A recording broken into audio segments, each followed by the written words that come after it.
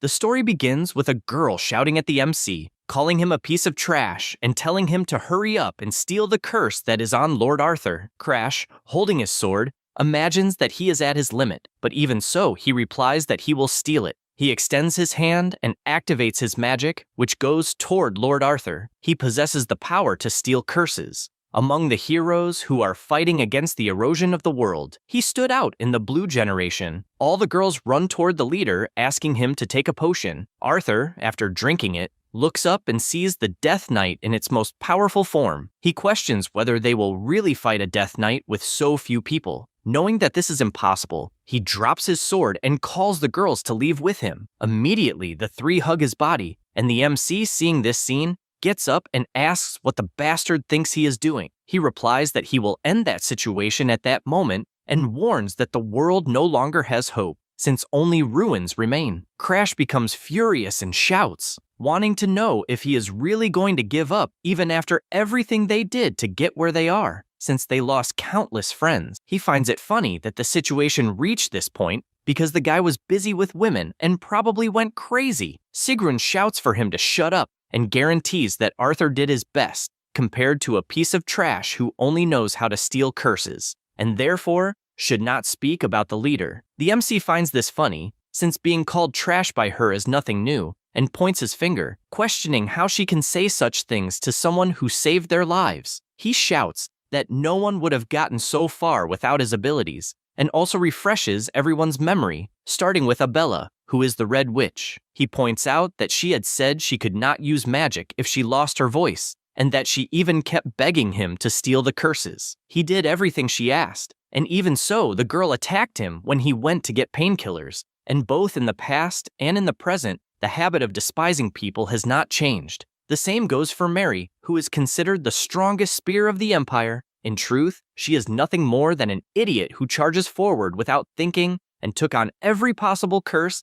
and kept begging the MC to remove them. He becomes even more curious as he recounts this, since the princess used to call him a benefactor, someone who sacrificed an eye and is now being called trash. Even during the academy, she kept placing him as part of her Kingdom Starlone faction, and even after all the bullying, Crash never fought back in any way. He does not understand why she should be the blue generation when he made every sacrifice for the good of the kingdom. He finishes by saying that he cleaned up all the mess up to this point and questions whether everything was for nothing. After all, he does not care about the others, but he cannot believe that Arthur, who should be responsible for saving the world, is giving up. He was supposedly going to lead everyone and even stand at the front of the blue generation, and that was the reason the MC chose to stay by his side. Because of that, he does not understand why he is giving up. At that moment, Arthur says that he can finally tell the truth, and once again repeats that the world is already over, and that he will basically redo everything from the beginning. The MC does not understand what the hell he is talking about, and the leader says that this is not the first time he has seen the end of the world, because his ability is regression. Crash is shocked by this, and Arthur explains that in that life he obtained the inherited memory ability and can regress while keeping his memories. Soon, he will be able to regress with his current experiences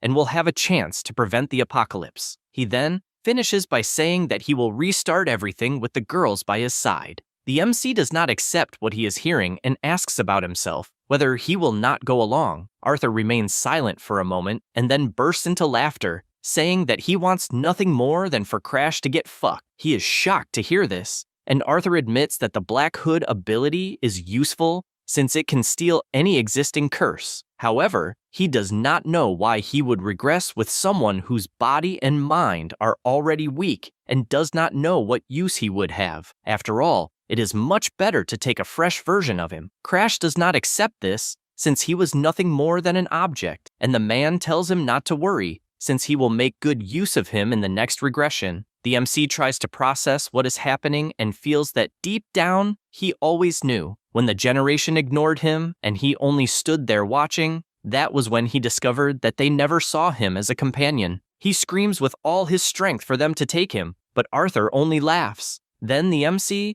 knowing that he will end up fainting because of the curses, assures that he will not die that way. He knows that his ability can steal only curses, but that is because he never tested it on other things. such as, for example, Arthur's ability, since he did not consider it a curse. However, he thinks it is worth trying and therefore uses the black hood toward the leader. His ability flies straight into him, and only then does he realize that it simply worked, since the ability devoured the regression ability for itself. However, Arthur did not notice this and still insists on asking why Crash has not yet given up on trying something. He says that the boy witnessed countless apocalypses, and that every time he became useless, he discarded him, leaving him to die again. And he no longer even knows how many times this happened. The MC, still lying down, assures that the one who will suffer will be him, and, with a big smile, points upward, telling him to be careful. After all, the world is in ruins, and because of that, he needs to be careful, since if he does not want to die, it is better to fight to survive, because the one who will regress will be himself. Sometime later, Crash, who had been asleep, opens his eyes and gets up in shock. He looks around and realizes that it is where he lived when he was a child. This is Crash at 13 years of age. That is because the regression was a success. Now, about the erosion of the world, it was a phenomenon where the world almost literally suffers erosion by another dimension. When erosion occurs, environmental changes also appear and, making things even worse, species of erosions invade the world, and among them, there is one that has a humanoid form. These are known as world invaders. Both civilians and soldiers panic, and those who resist the erosion are called the Blue Generation. The MC is one of these people. He has a body capable of sealing curses, and because of that, he entered the Blue Generation. He was also treated only as a curse vassal, and, in the end, was also betrayed by his companions. This was his life until he woke up now in his younger body. He realizes that he is in his room, and remembers that he was in deadly cold before, but at that moment, it is as hot as summer. He deduces that, if he is in the Green Pine Mansion, where he lived as a child, that means his last gamble, using the Black Hood ability on Arthur, was a success, and did, in fact, manage to steal the ability. However, he becomes curious about this, since he has no idea how he managed to steal it. People usually think that the Black Hood is an ability that can be used freely, without restriction. However, it has a distinct flaw. It can steal the possession of a target if the user manages to unlock the lock generated after activation. This lock is generated based on the owner's affinity with the object. If a stone found on the street was recognized as something valuable, something like block the condition will appear. Transfer 99% of the world's wealth to the owner. In other words, the difficulty of stealing increases. It is something like a type of unique ability that is highly valued, and the difficulty of stealing it is astronomical. In short, he knows that the greater the value, the more conditions there will be, and the more difficult they will be. Then he thinks about Arthur and what was going through his mind. After all, when he activated his ability, he did not see any lock. He thinks a little more about this fact and concludes that perhaps Arthur wanted to abandon the ability. He is surprised to think that the man known as the King of Heroes wanted to abandon his regression ability. He remembers some times when Arthur showed an expression of exhaustion and moved only to finish a task. A world that was destined for destruction and kept happening repeatedly, so he probably went insane. In other words, to Arthur, this ability was a curse. That is why he tried to make the girls retain their memories and return together with him, while excluding him at the same time. The MC concludes that the fact he managed to steal this ability, and that the Arthur he knew lost the ability, being left behind in the world on the brink of destruction, was crushed by the meteor of the Blue Death Knight. He comments that he stole the ability from the boy he wanted so badly to get rid of, and hopes he is happy. He says this and laughs,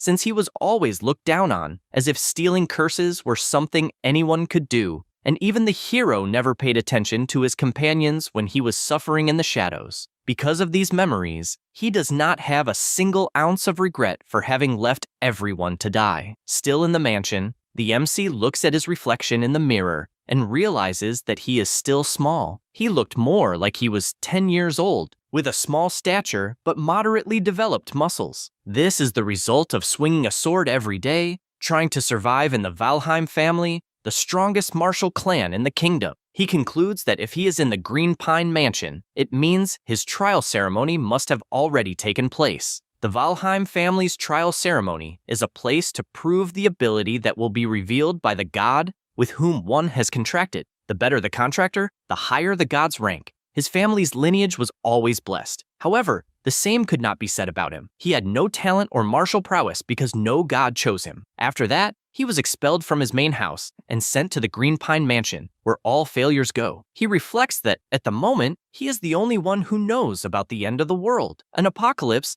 that not even the blue generation will be able to stop. This makes him question whether he will be able to prevent the destruction of that world. He tries not to get discouraged, since he does not know whether he will be able to stop it or not. After all, he has to stop it, because if the world ends, he will go with it. And, excited, he knows he has no other choice. While walking, he is called by the butler. The MC is glad to see that Ariod is still alive. He is the only butler of the mansion. The MC, excited, calls out to the old man and then asks when he will use the poison that his brother gave him to kill him. Those words make the butler break out in a cold sweat. In short, the MC was poisoned when he was 14 years old, and that was his first lesson about betrayal. Still in the regression, there is a girl battling against other warriors. She was relentless. Everyone questioned whether the girl was really 15 years old, since the knights could do nothing against her. This is Charlotte, the MC's older sister, and she holds the title of Sword Saint.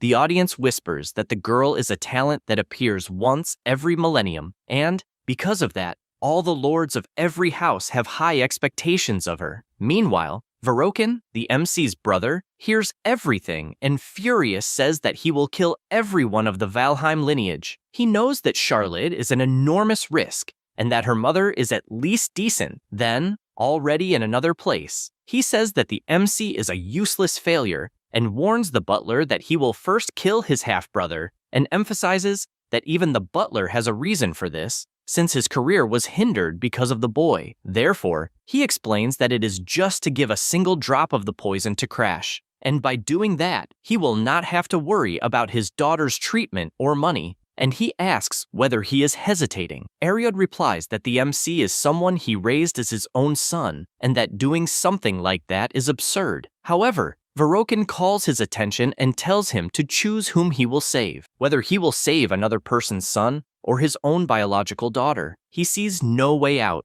but still answers no. With this outcome, the MC finds himself holding the butler in his arms, vomiting heavily. Basically, on the day Ariod was supposed to kill him, the butler was unable to bear the guilt and therefore ate the poisoned steak and ended up dying in his place. Back in the present, the old man asks what he means by that talk about poison, and Crash tells him not to play dumb. Since even knowing he was going to kill him for the sake of his daughter, it is sad to imagine that he would not know about it. The butler lowers his head while listening to those words, and the MC feels a little awkward, since acting that way will end up leaving the old man with no choices. And so, he says that if he wants to play dumb, he can go right ahead, and if it had not been a mistake from the beginning, he would never have given that order. The butler is surprised, since at first he imagined that the boy would blame himself for having betrayed him or cry in rage, but he wonders whether the young master has changed. He thinks about this while the MC asks him to accompany him. They go to the library, and the old man wonders whether Crash is going to study. However, he simply asks him to cut the wall. Ariod does not understand this request, but the MC merely says that this feat should be easy for the butler of the Valheim family. Ariod answers yes, and,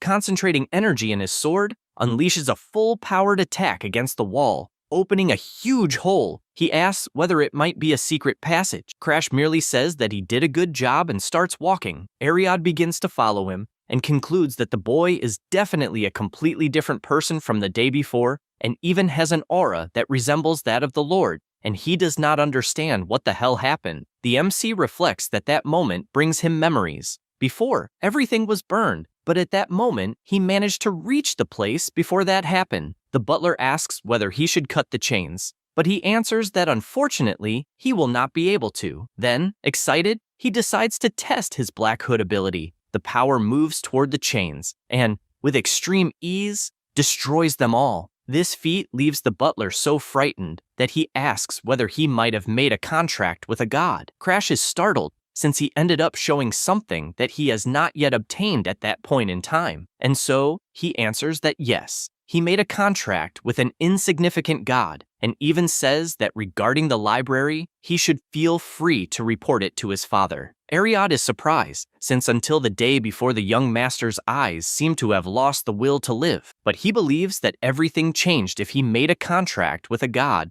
and probably obtained a powerful ability. The butler also knows that the MC has the same lineage as the greatest genius of the Valheim family, and, even if he is not at the same level as her, he will probably display great feats. With that in mind, he draws the MC's attention and says that until he finishes what he has to do, he will not report anything to the head of the family. He hears this and imagines that it is probably the side effect of regression, since he is acting differently than before. A change occurred with Ariod. Basically, the butler who betrayed him will live only in his memory, and he thinks that Arthur must also have suffered from this, and that this is probably the reason for wanting to get rid of this ability. Crash also imagines that if he manages to cure Ariod's daughter's illness, the man will probably swear eternal loyalty. He knows that he needs to increase the number of pawns while he is in that regression. With that in mind, he simply tells the old man to do as he wishes, since deep down, he knows that he can cure his daughter later. After all,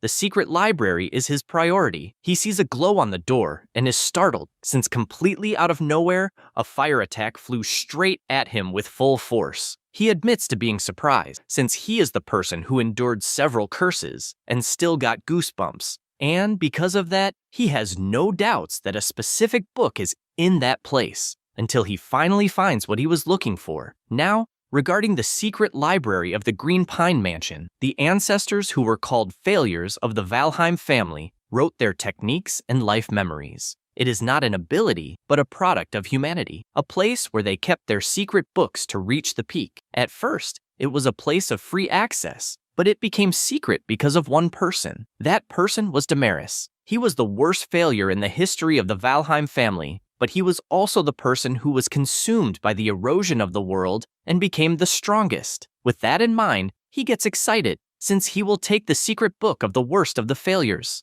Now, about Damaris Valheim, the greatest failure in the history of Valheim. Even so, he was also the strongest person in the history of the family. When he was at the peak of his power, some of the most powerful warriors challenged him. However, no one was able to stop him. He had extreme immersion poison in his blood. This was because he incorporated the erosion of the world into his own body and possessed an insane secret art to handle his power. The MC thinks about all of this and imagines that before, half of the book was burned, so he did not know why Damaris ended up that way. But apparently, he went mad because he could not control the advance of the erosion. He stops to think that when he was caught by the curse of the world's erosion, he ended up weakening the curse with the Black Hood, and, somehow, endured it by compensating with other curses. The same principle applies to the devastation caused by extreme immersion poison in the blood. This is because he stole a curse that controls the advance. This makes him question whether, by any chance, he might be able to become strong like Damaris. Thinking about all of this, he draws the butler's attention and gives the order to ensure that from that day on, no one enters the Green Pine Mansion.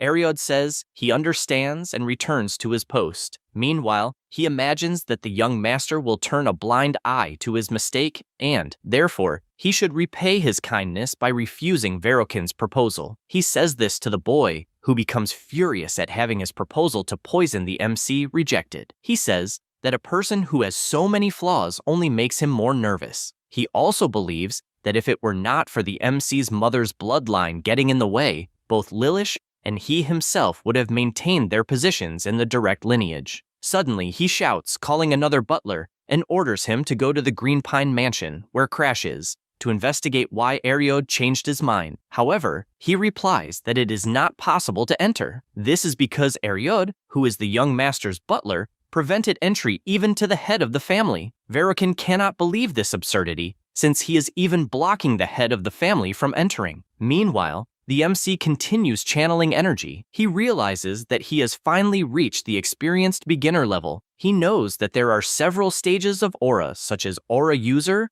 aura expert, aura master, and finally, the aura emperor. The second stage, which is in the experienced aura stage, is the stage where most users are and is what separates geniuses from normal people. He has just arrived there, while his sister Charlotte, who is 2 years older, is already an aura master and possesses incredible talent. However, even though she is an incredible monster, in the end, she was useless against the erosion. The MC is aware that, compared to her, he is nothing more than a beginner, and therefore, does not know if he can really save the world. However, his self from before the regression warns him that he will not know before trying, and therefore, he should stop lamenting, since, in the first place, it was not even possible to use aura before the regression. But at that moment, it is different, because even without comparing himself to her, he can become stronger with the secret art that was left by a failure just like him. Thus, excited, he knows that he will definitely be able to become stronger. And for now, that is enough. Sometime later, he leaves his room and the butler congratulates him for reaching the experienced beginner level. He replies that this is nothing, but questions why he is waiting outside. Ariad explains that the MC's fiancée, Bianca Hardenhearts, has arrived at the mansion to visit him. He is surprised by this, since he knows that she is the White Demoness. She is the leader who became a pawn of the world devourers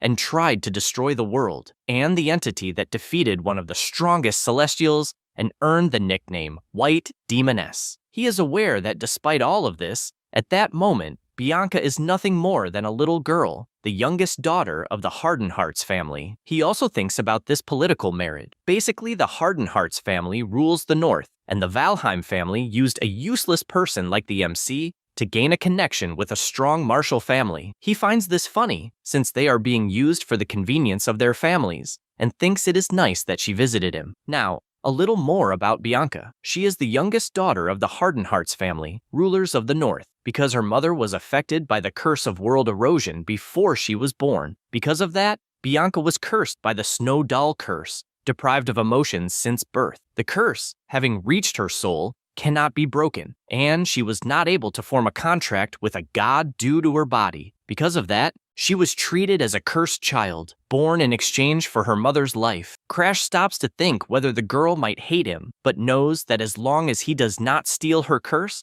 everything will be fine. This is because the Snow Doll curse is necessary to control the healing of the extreme immersion poison in the blood. The MC asks the butler to prepare some clothes, and also tells the girl to come in. 5 months ago, Crash, who at the time was not yet the MC, slapped her hand and shouted for her to leave, saying that she was only interested in the power of the Valheim family and therefore should not act as if she were a wife. After the door was closed behind her, she reflects that it is not as if she wanted to be in that place. This is because her father said that the only way for the family to survive depends on the Valheims, and since she is wonderful, she needs to win over the hearts of the younger ones. In a way, the fate of the Hardenhearts family depends solely on her. Bianca reflects that even without emotions, she can distinguish right from wrong. So, if she had not been forced by her family to marry, a filthy-mouthed loser like him would not have had the slightest chance. Basically, she would be the one rejecting him. Back in the present, the MC, a little awkward, says that he cannot believe they served such hot tea to someone with such a sensitive tongue, and that he will talk to the maid later. Bianca remains silent listening to this, and he says that the weather is great and that they should probably walk through the garden, since in the north there should not be many flowers because of the snow. While they walk, Crash orders the butler to bring some macadamia cookies to the garden. Then he says that she probably had a difficult path, and Bianca replies that since they are going to get married, opportunities to get to know each other better are necessary. He says he understands, but feels as if she is talking to a superior rather than to a spouse. She feels that there is something strange. After all, when they met before, he looked at her in a sharp way, but at that moment, it is as if he were a different person. Moreover, what intrigues her the most is that he had never said that he liked macadamia cookies. After they reach the outside, she wastes no time and asks if he is really Crash. Both stare at each other for a moment, and the MC, releasing all his aura, asks if he is really that different from how he was before. She is startled, wondering if that is killing intent, and immediately bows down apologizing, since she spoke without thinking. He feels bad, since his memories of that time are a mess, and he does not even know how he treated her. But of one thing he is certain, that is the only expression Bianca has. It was even the same expression she had when she met her end in the mansion of the frozen sea in the north. The MC decides to change the subject for now, and says that it is not a surprise that she thinks that way, since he has just formed a contract with a god. Bianca then considers that his personality changed after the contract and therefore congratulates him on that achievement. He says that he has a proposal to make, and she considers that the boy went so far as to form a contract with a god and now wants to make a proposal. So she asks if it is one to end the marriage. He immediately answers that it is not, and even says that he does not know why she thought such an absurd thing. Then, being dramatic, he says that he even understands why she would not want to marry someone like him, and that he himself even wants to end the marriage. She does not understand why Crash is being depressive and has such low self-esteem, even though he is a Valheim. She sighs and replies that she is his wife, and that this will not change. The MC is surprised to hear that, and does not even remember the last time he heard words without any lie. With that, he asks to return to the main subject about his awakened ability, and confidently says that he wants to steal her curse. Bianca is startled by this, since he wants to steal her curse, which not even curse breakers have been able to break. She asks if he really wants that, and he replies that yes, because that way he might be able to fulfill a wish he has, such as, for example, ending this marriage. She reflects that she even knows that Crash is treated as a failure, and, if that is the case, there must be a wall between him and the main lineage, and he is probably tired of it to the point of wanting to erase his emotions. She thinks a bit more about it, and remembers that a mental mage once said that when a person reaches their maximum mental potential, they become sick at heart and end up succumbing to this illness, possibly even taking their own life, or suddenly becoming kind as if they were another person. The old man continues, saying that it is a very dangerous moment since such behaviors are warning signs of their end, and if you know someone like that, you should stay by their side. After remembering this, she takes his hand and says that everything will be fine since he just needs to control his emotions without relying on the curse. The MC comments that apparently she understood something wrong, and Bianca says that she will see him more often, and even if she asks her father, he might be allowed to live closer, but he shouts, wanting to know what this talk is about, since as far as he knows she hates him and did not even want this marriage. She says that even if that were true, she would not abandon someone in danger. Crash even understands that Bianca is the type who throws herself headfirst into things when she decides to do them, but he feels that there is a misunderstanding. In any case, since he will not receive it in good faith, he uses his Black Hood ability and reaches the point where the curse is, and with that, the condition to unlock the lock is generated. He is startled to see that the first condition to unlock it is to become Bianca's friend. He quickly realizes that it is a problem for there to be a lock. After all, it is a curse that was born with the girl, is recognized as part of her body, and has its value. He also thinks about this condition, since he knows that becoming her friend is more difficult than becoming her spouse, because she has no emotions and therefore rarely shows interest in anything. In addition, sending her back would only be a matter of time until she becomes the White Demon, and therefore, he must keep her by his side to look for an opportunity to become her friend. He knows that if he manages to prevent her from becoming the White Demon and also obtain the Snow Doll, then it will be killing two birds with one stone. With this in mind, he says that he is happy with her cooperation and is even grateful that she sees him as a spouse. She says that first, she will check with her father, since she needs to confirm it,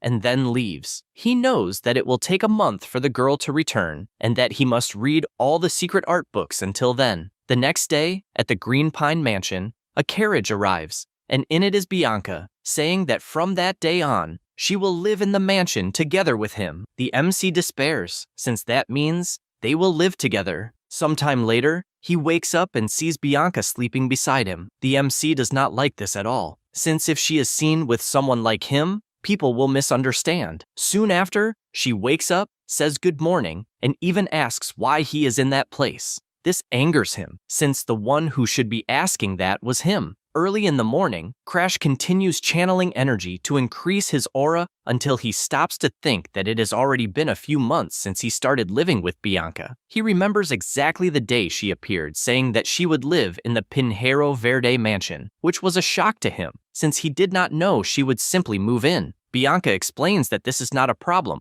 since her family gave permission. The MC finds this very strange and even wonders if she was okay living away from her family. After all, When one has no emotions, affection for family also disappears, and perhaps you become indifferent to this kind of feeling. In the end, this was a good opportunity to become her friend. He thinks about all this, since it was summer, and it is almost winter now, so nearly a year has already passed, which means that the opening of Rahern Academy is approaching. This is an academy established by the 4 great kingdoms and the empire working together to train people who can oppose the erosion of the world. Basically, young people between 15 and 20 years old can attend it. Before Crash's regression, that was the academy that produced countless members of the Blue Generation who possess stolen abilities. He becomes furious remembering all of this, but sees the bright side, since he knows everyone's weaknesses better than anyone else. So he will be able to steal their abilities easily and is determined to do so as soon as he enters the academy. He will turn 14 next year, so he will have 1 extra year before enrollment and will need to find a way to become stronger until then. However, he is realizing that he has begun to reach the limits of his talent. Basically, with only a single secret stumble,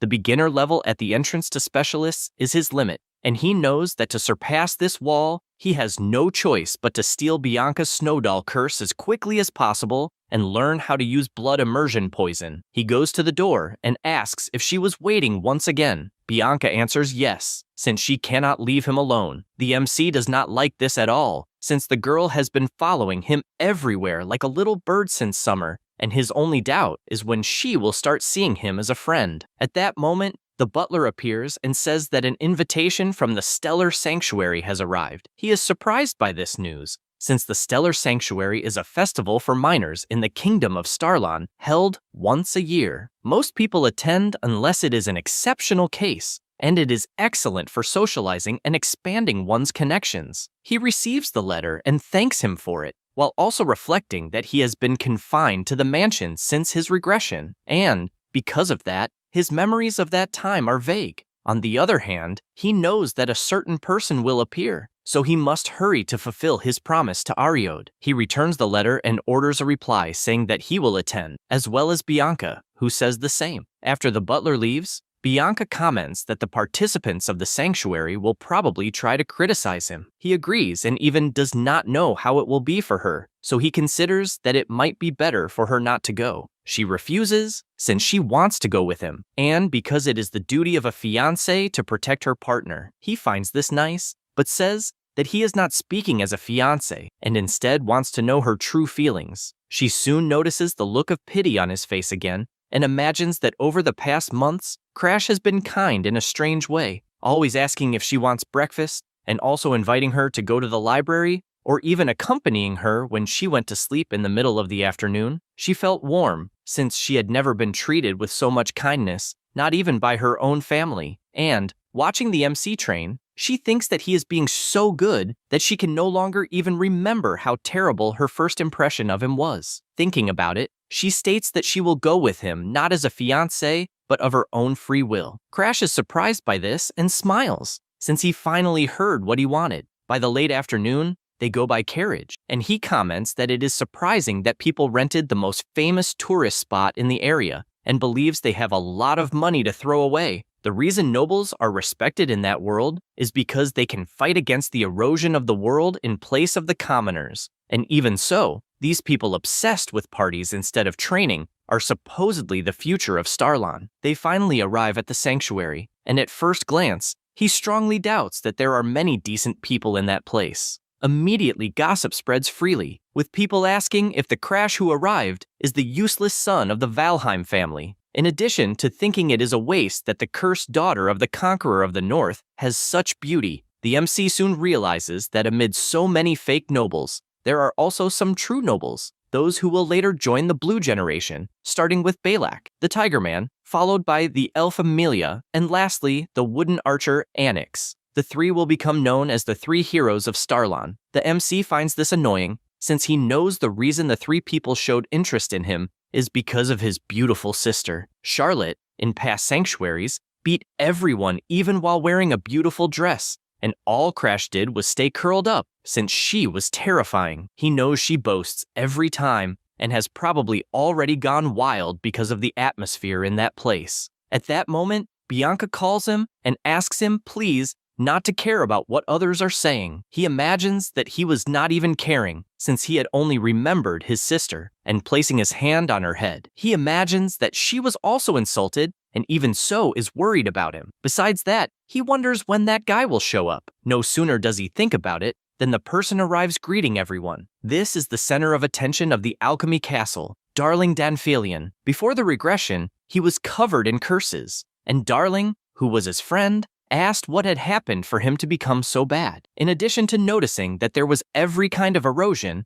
and that one matched the other, he also asked if he was interested in becoming his test subject, since that way he would cure him, and kept moving the MC from one side to the other until, completely out of nowhere, he prepared to give a kiss, and the MC, irritated, told the maniac to back off. It was his first time meeting the man who would later become known as the King of Alchemy, the best in the world. Back in the present, everyone notices Darling's presence, and while some praise how handsome he is, others comment that the boy is weird and that he arrived late on purpose just to gain attention. Crash, on the other hand, imagines that it is not possible that the attention-seeking stalker would be in a place like that with people of the same age. Next, he runs to the table, grabs a cake, and hands it to Bianca, also asking her to wait for him. She replies that it will not be a problem. Soon, Darling notices his presence, wondering who the boy is, since he feels as if he has seen him before. The MC introduces himself as Crash Valheim, and immediately the boy recognizes the Valheim surname, since he indeed resembles Charlotte. Because of that,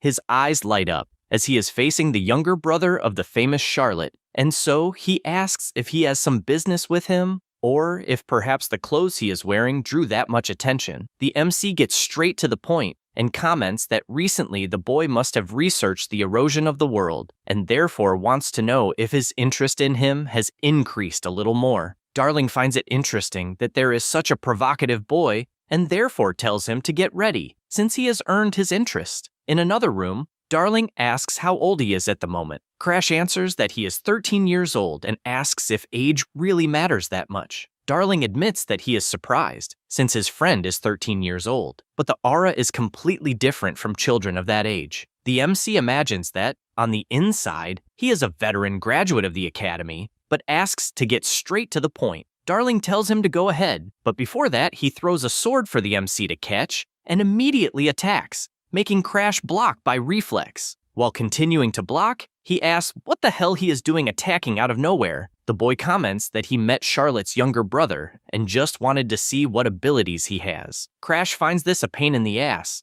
especially since Darling keeps attacking non-stop until the MC gets irritated and counterattacks, putting pressure on Darling, who even asks whether Charlotte's so-called younger brother wasn't supposed to be a useless person without abilities. He comments that despite appearances, he trains every day, but imagines it is complicated to use secret techniques against a student and therefore should hold back. Because of that, he says he could help with research on curse neutralization. Darling is startled upon hearing this and starts attacking faster, since he wants to know what a mere boy knows about alchemy to be talking about that. Crash notices this and moves at high speed, placing the sword at the boy's neck. In addition, he says that to become a first-class alchemist, it is necessary to first prove the research to neutralize the curse of world erosion, which the dispersers have still not managed to break using other curses. Having said that, he explains that he will help with his ability to steal curses. At that moment, Darling is shocked to see that the MC possesses aura, even though he was supposed to be a useless boy without abilities,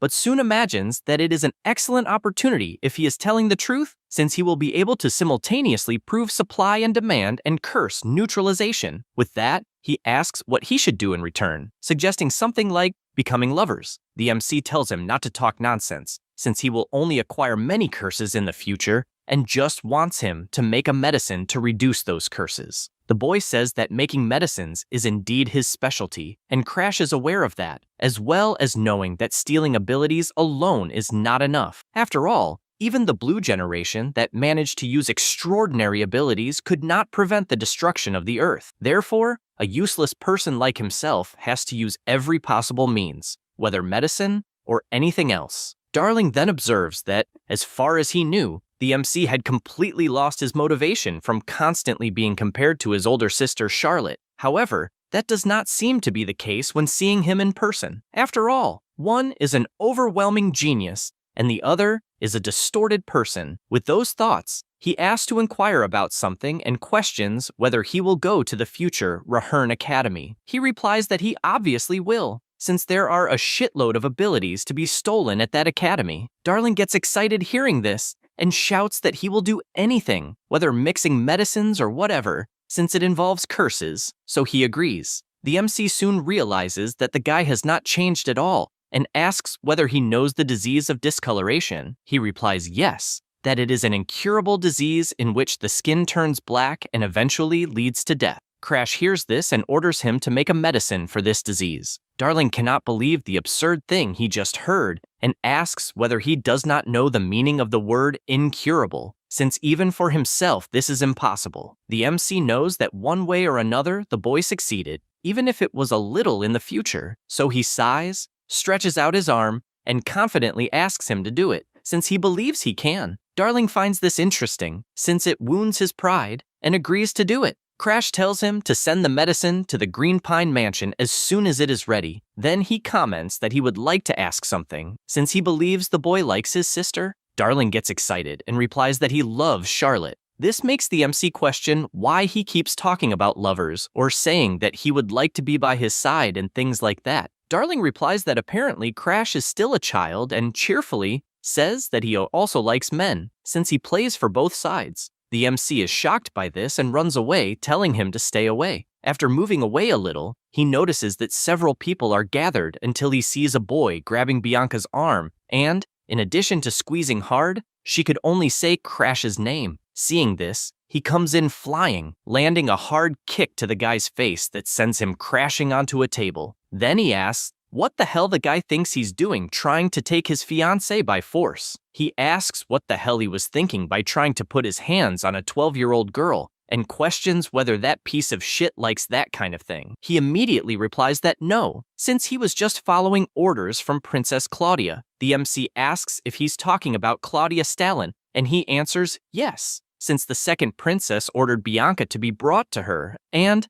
because the girl resisted, he tried to take her by force, but there was no way to avoid it since it was a royal order. Crash thinks about this, since Bianca is the youngest daughter of the Hardenhearts family, the rulers of the north. Due to her curse, her reputation among the nobles is low, but he doesn't understand why the princess, who always plays around with her followers, would go to the trouble of summoning her. He imagines that something is wrong, and that there may be some other connection. As he thinks about it, a person comes to mind, and this makes him furious, suspecting it might be Annex, since the guy used to obsessively pursue his sister. After Annex was defeated in the Celestial Sanctuary, even while hating Charlotte, he couldn't get rid of his admiration for her, and that drove him crazy. He knew he would never be able to defeat her with his own power, so he is now targeting the younger brother. The MC takes a deep breath and looks at the boy once again, questioning whether he is really taking Bianca only for that. Then he says that it's fine, and warns that instead of the second princess, he will go see Annex.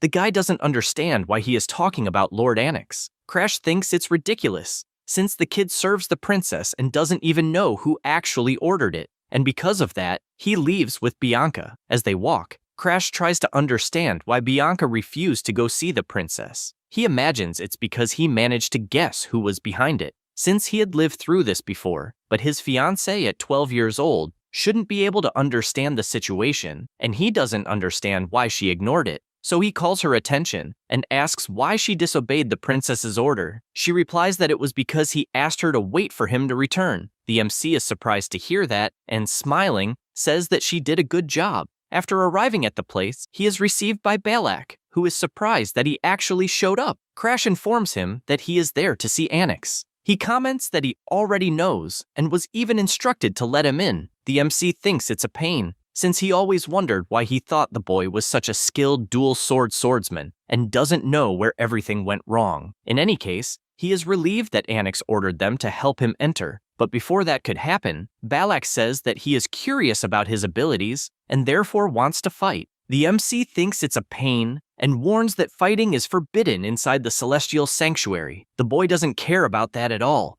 since he fought Charlotte anyway, so fighting him will be easy. This catches Crash's attention, since he learned that the boy lasted even longer against Charlotte than Onyx did. Even though both are specialists, Onyx's level is a bit higher, but his battle sense is so unpredictable that he can't read his next move. He even wants to avoid fighting Balak, but by the look in his eyes, he knows the boy won't give up that easily, so he prepares himself, because without warning, Balak attacks. After dodging, he counterattacks, but the Tigerman also dodges. However, the MC is faster and manages to land a kick. Then he prepares himself and lands his 1-inch punch squarely in the boy's stomach, making him roll on the ground in pain. Crash takes a deep breath, since it's finally over. Balak gets up, calling the MC cruel, and he replies that he was actually challenged, so he didn't do anything wrong. The Tigerman agrees and asks to wait so he can pick up his weapon first. Crash finds that funny and asks if he can even stay on his feet. The boy hears that, but soon starts to black out until he finally collapses unconscious on the ground. Bianca, intrigued, asks what he did. The MC replies that he used his family's secret technique. That was the 1-inch strike. A long time ago, a failure from the Valheim family created it. It is a secret technique that releases the maximum destructive power at the shortest distance. Depending on the condition, it can even cause internal damage. Before the regression, this was the only technique he managed to save from the burning mansion, and thanks to it, he survived countless life-and-death situations. He says he used his best technique, and therefore the boy will not get up for a long time. Next, he meets Onyx, and Amelia immediately runs over when she sees Balak's condition on the ground. The boy admits that he is surprised that the MC really defeated the Tigreso, but Crash asks what the intention was behind using the second princess just to lure him to that place, and, whatever the reason may be, asks him to say it right away. Onyx finds this interesting, since he heard different rumors about the boy being weak, and perhaps those rumors are false. The MC finds this amusing, since it was actually Onyx himself who spread those rumors. However, if he loses in that place, the rumors will change a bit, because from that moment on, he himself will steal his opponent's abilities. Having said that, he comments that the rumors say he is a failure, so be it.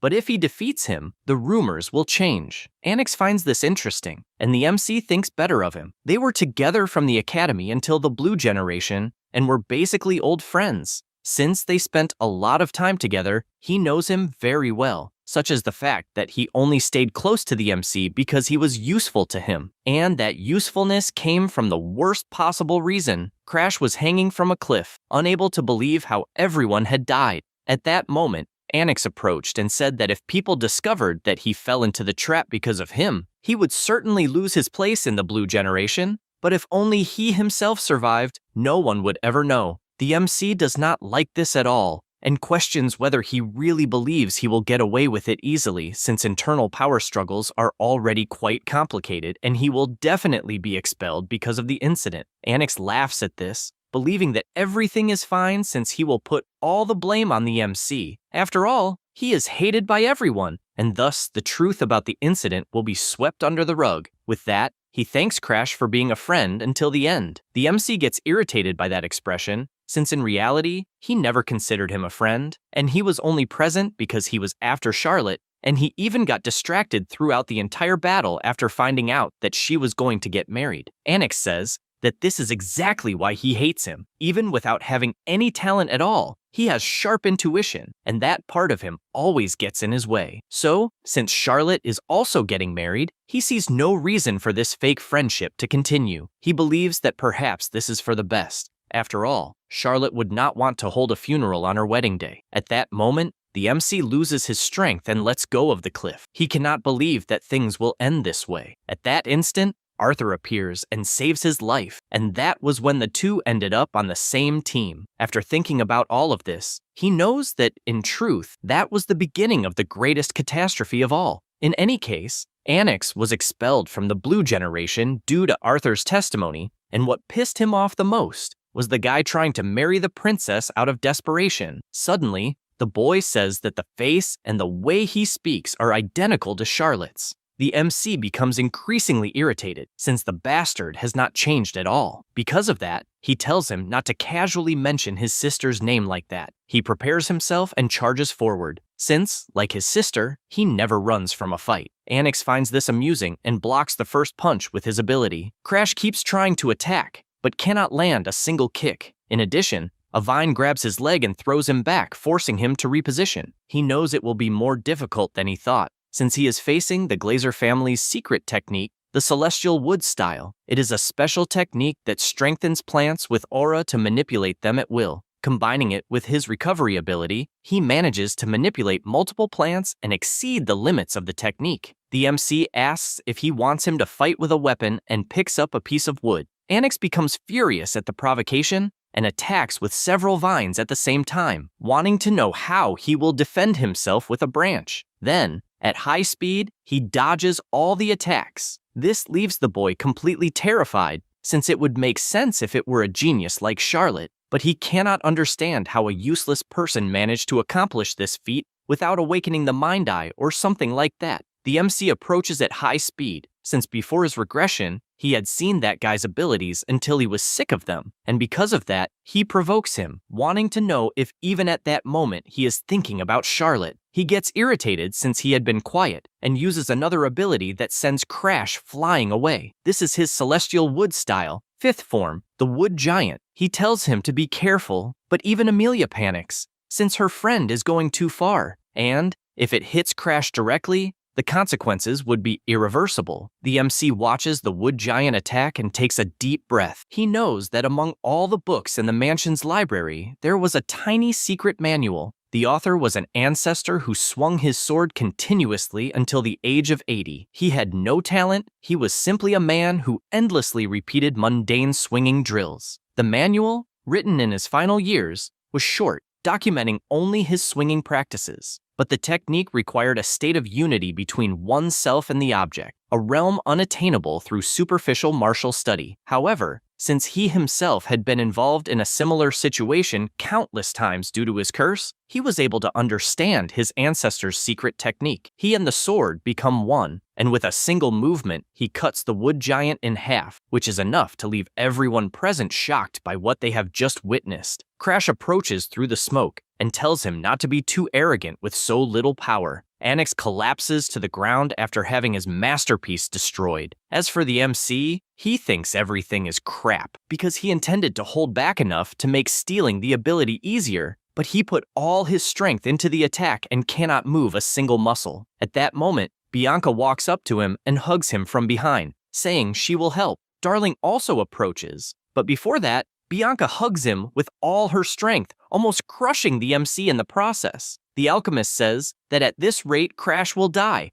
and because of that, he picks up the boy and walks out through the hall while everyone present gossips, unable to believe that a useless person truly defeated Anix. Darling is surprised, since the rumors spread faster than she expected, and although she had not planned anything on a large scale, she at least believes that Crash will be a celebrity as soon as he wakes up. Besides that, something else is worrying her, since the expression Anix had left her uneasy, as if it belonged to someone who would do something serious after everything that happened. Because of that, she asks him not to die before helping with the research. After that, a week passes and the MC continues training at full throttle. He feels relieved, since he has completely recovered from the sword damage, and knows that if he had used it continuously to corner him until the end, he would be in a worse situation than Anix. Moreover, if he had not fainted, he could at least have finished the preparations to steal the ability. The MC imagines that he had two methods in mind to do this. The first method was to unlock the Black Hood seal,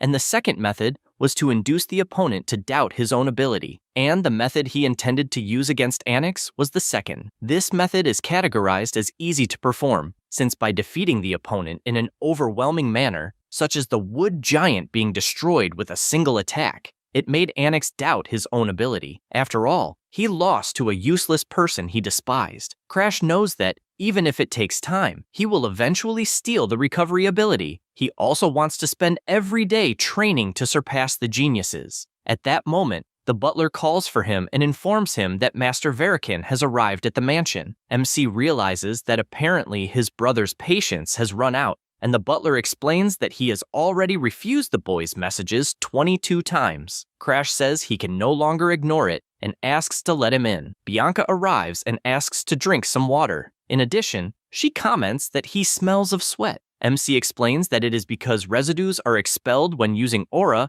and that maybe it is because he is used to the smell of erosion, so he does not even notice it. She asks whether he should not take a bath before meeting his brother. He does not care about that at all, since eventually he will end up changing again anyway. She then asks, please, that he not get close, and he is surprised by the girl giving orders to her fiancé and believes that she has really grown. The girl runs off, and he becomes excited, since she is like his little sister, so he cannot help teasing her. He also feels that his acquaintances from before his regression would be looking coldly at him at that moment, like Arthur, questioning whether he is becoming soft, since that way, he will not be able to stop the destruction of the world. MC reflects on that guy, and despite hating to admit it, knows that, except for the final moment, Arthur was a hero who was always on the front lines and never let his guard down. This makes him wonder what the guy is doing at that moment. At that instant, Verokin approaches and asks whether he is flirting with the fiancé, since they seem to be having quite a lot of fun. MC says that everyone needs some time to have fun. Verokin finds something strange, since he is facing the boy who used to be so afraid of him that he would not even make eye contact. But at that moment, he is looking directly at him without any problem. This makes him believe that the rumors of his brother having defeated Anix might be real. Crash takes the opportunity to ask whether he should not be busy, since even so, he appeared at the mansion. Verokin does not understand what he means by the culprit, and he explains that he heard that the academy will be accepting students based on exam results instead of their status. And his brother says that, in fact, the real reason for the visit is that he has an order to deliver, since they will prevent the world erosion that occurred at Mount Garrelak. Crash is startled by this, since that type of assignment should not be mandatory until 15 years old. His brother asks him not to worry, since he will be accompanying him as a guardian, and therefore asks whether his little brother, who supposedly defeated Anix, is not scared stiff. MC becomes irritated by this, and since it is clear that his brother wants to test his strength to keep him under control, even so, he says that he accepts. After all, he is more accustomed to fighting erosion than to a peaceful everyday life, and even knowing that it is a trap, he still has a plan. Bianca asks where he will be going, and he replies that he will be away for a while to deal with an erosion mission, and therefore, she should not follow him. She replies that she will not, and also comments that, logically speaking, sending a 13-year-old child to deal with that type of mission is absurd. MC is surprised by this jab aimed at his brother, and Verokin asks what a cursed princess thinks she is saying. At that moment, MC interrupts, making it clear that Bianca is his fiancée and therefore believes that his dear older brother would not take the words of a child seriously. Both stare at each other, and Verokin simply leaves. Once again, the MC says that she did a good job, but she says that she did nothing. He knows this, since even if she is not aware of it, there is no problem. Bianca asks him not to faint again, and he prepares to go on this new journey. The corrosion of the world is a phenomenon in which the world is literally corrupted by another world, and, over time, corrupted species appear, and, at other times, climatic changes occur. And if the corrosion continues, the area itself turns into another world. The expedition finally arrives at the Garrelak mountain swamp. Verokin comments that it is a 3-star corrosion, and that the purification team will begin their work as soon as the boss is defeated. The MC reflects on it being a 3-star corrosion, since it is a level that a mid-level order of knights and specialists could handle without problems. In addition, his brother may not look like it, but he is at the specialist level, a high-level one, and should be able to defeat the boss of that corrupted zone without problems. His brother approaches and comments that he only brought him along so that he could gain some experience, even though he is a low-level specialist. Crash, all happy, replies that he understands, but he knows that reality is different, and, in fact, there is only one reason why he agreed to show up in that place, since he wants to temporarily test a solution for his outburst. The team begins killing the monsters, but they think it is a drag, since the quantity is enormous, and, at that pace, there will be no end. At that moment, the MC warns that that corrupted species has no head but has teeth, and if one is bitten, it will swell, so one must make sure to envelop the entire body with an aura. The soldier is moved by these words and asks if he has, by any chance, already fought in any corrupted world. He replies that he is still very young, and that it would even be strange if he had come close to one. His brother does not understand it very well, since he is certain that the MC is useless. But for a first time, he is extremely calm. He remembers himself, since when he went to a corrupted zone, for the first time he was 15 years old, and his pride was completely shattered. And because of that, he does not understand how someone even younger is allowing himself the luxury of giving advice to the knights, since this is completely different from his own first time. Crash notices that he is being watched and makes a mocking face,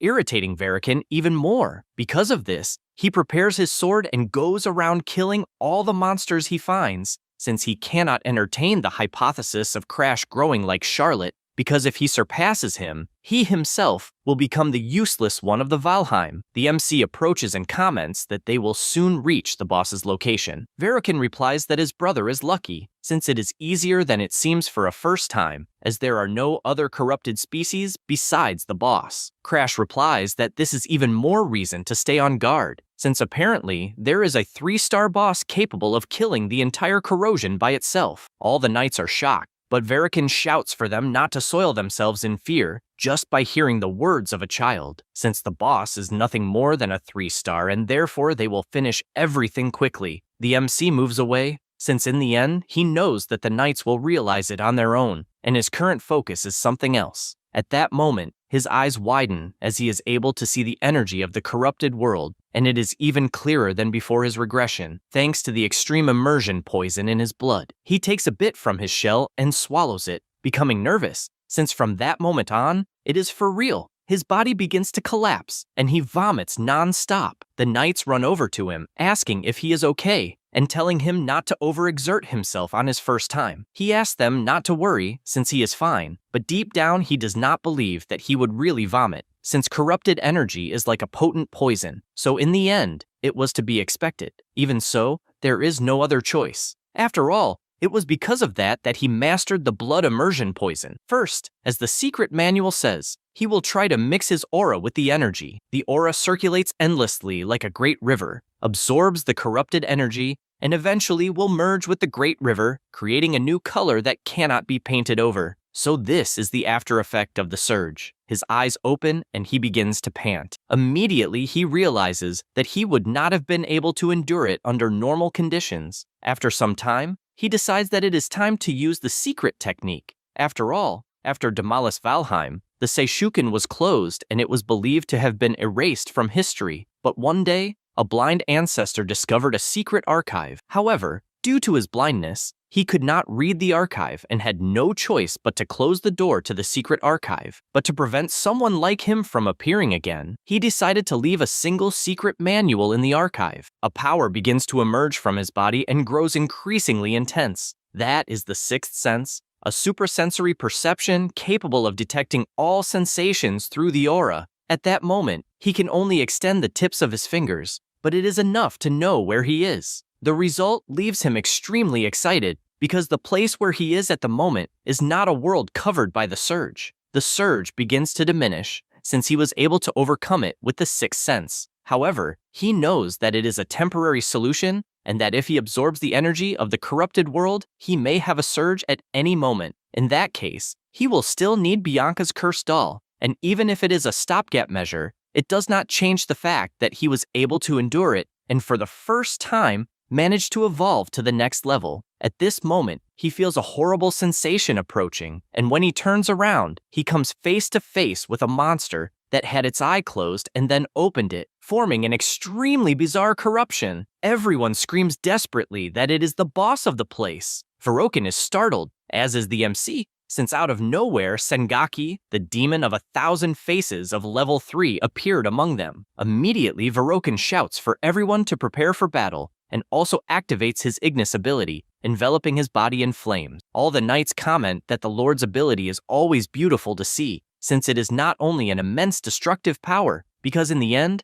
the ability incinerates the target regardless of what it is. The MC, also surprised, thinks about this technique. That was the ability that burned his arm before, since his brother used to torment him to show the difference in their powers. The MC watches him from afar, and imagines that before the regression, the guy was a complete madman, but he does not know how he is now. However, he does not care about that, since deep down, he wishes that nothing has changed. The boss begins to defeat them one by one, and a knight shouts that apparently it is a curse that erases the face, since even the seniors are having difficulties against the 8-armed monster. Because of this, he believes that there is no possibility for the apprentices to avoid that curse. He does not stop trembling, since they have reached a point where the only choice is to run. But Verokin appears at full speed and attacks the boss, who begins to burn in flames, with the fire spreading across the entire body. With this opening, he shouts for them not to give up, since he will create an opening. This fills the knights with hope once again, since, as they expected,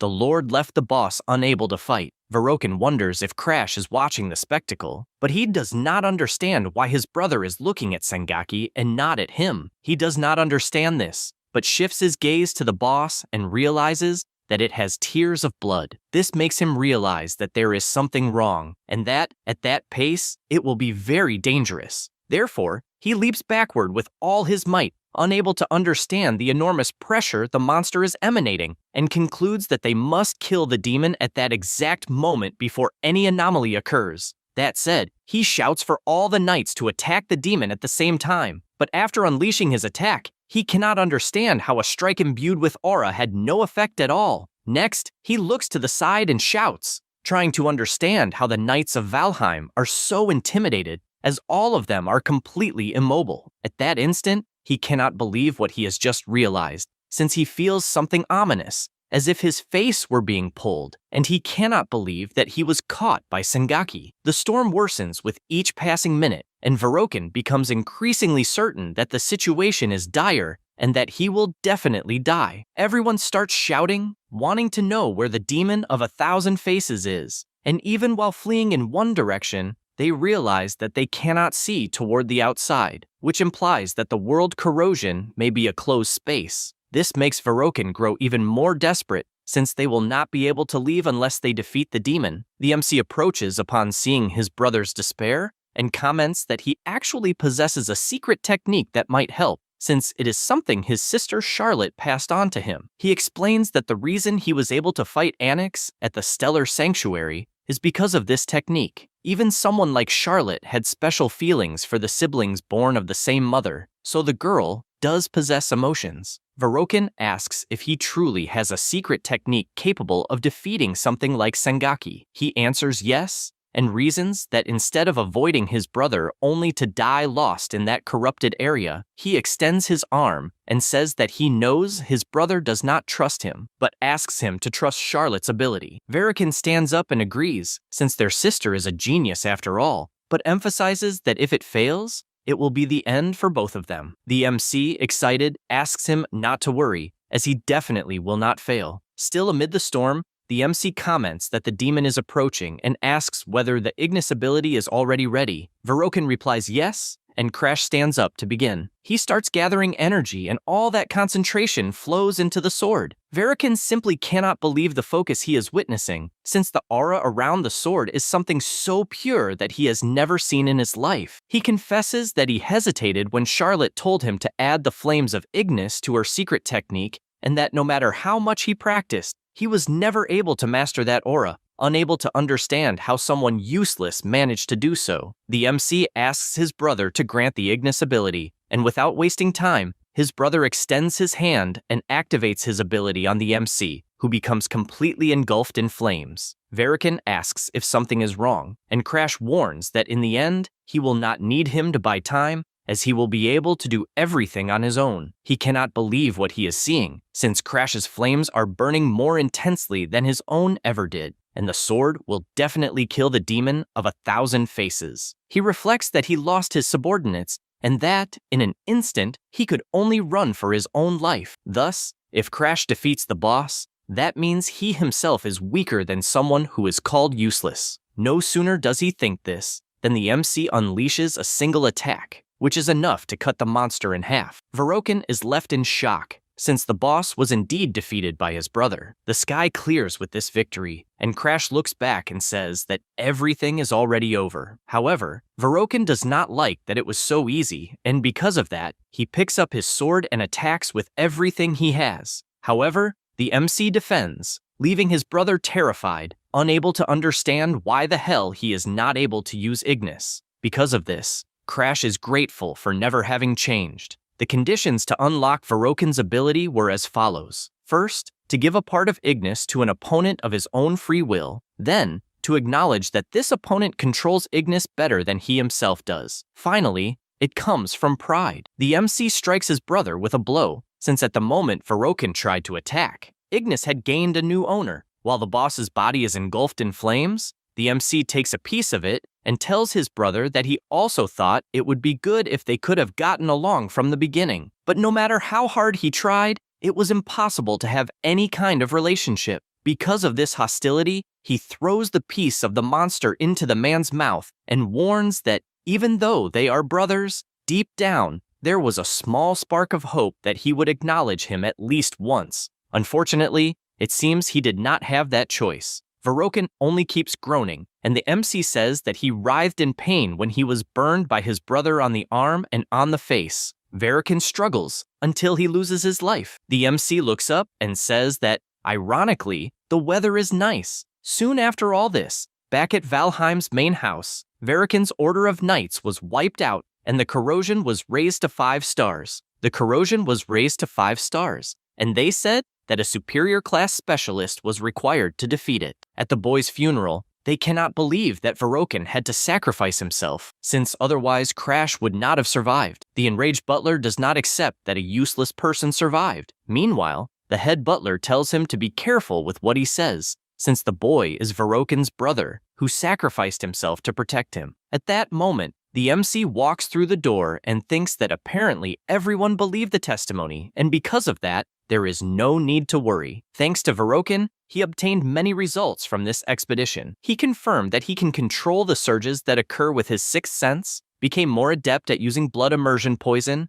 and through Ignis obtained the black flames. Since Ignis is an ability that can set anything ablaze, he tried to apply it to the power of world corrosion and never expected it to have that effect, since the firepower of the black flame definitely exceeded his expectations and can be used as a trump card. Now, his only remaining problem to resolve at the main house is to conduct an investigation into the abnormal phenomena in the world corrosion zones. He imagines that people still do not know the real reason, since in truth, it is the work of a world runner. The runner's main body is submerged in an eternal dream and could only see the real world through its lackeys, the undead. After entering the room, he is greeted by a girl. This is Saphira, a 4th-class investigator of world corrosion. Immediately, he notices a black star on her neck, since he knows what it is. Then he changes his reaction and says that he did not expect to find her so soon. He calls her undead and says that he wants to make a deal, since he will erase her mortality. Saphira smiles and asks if, by any chance, he is the regressor. She becomes excited by this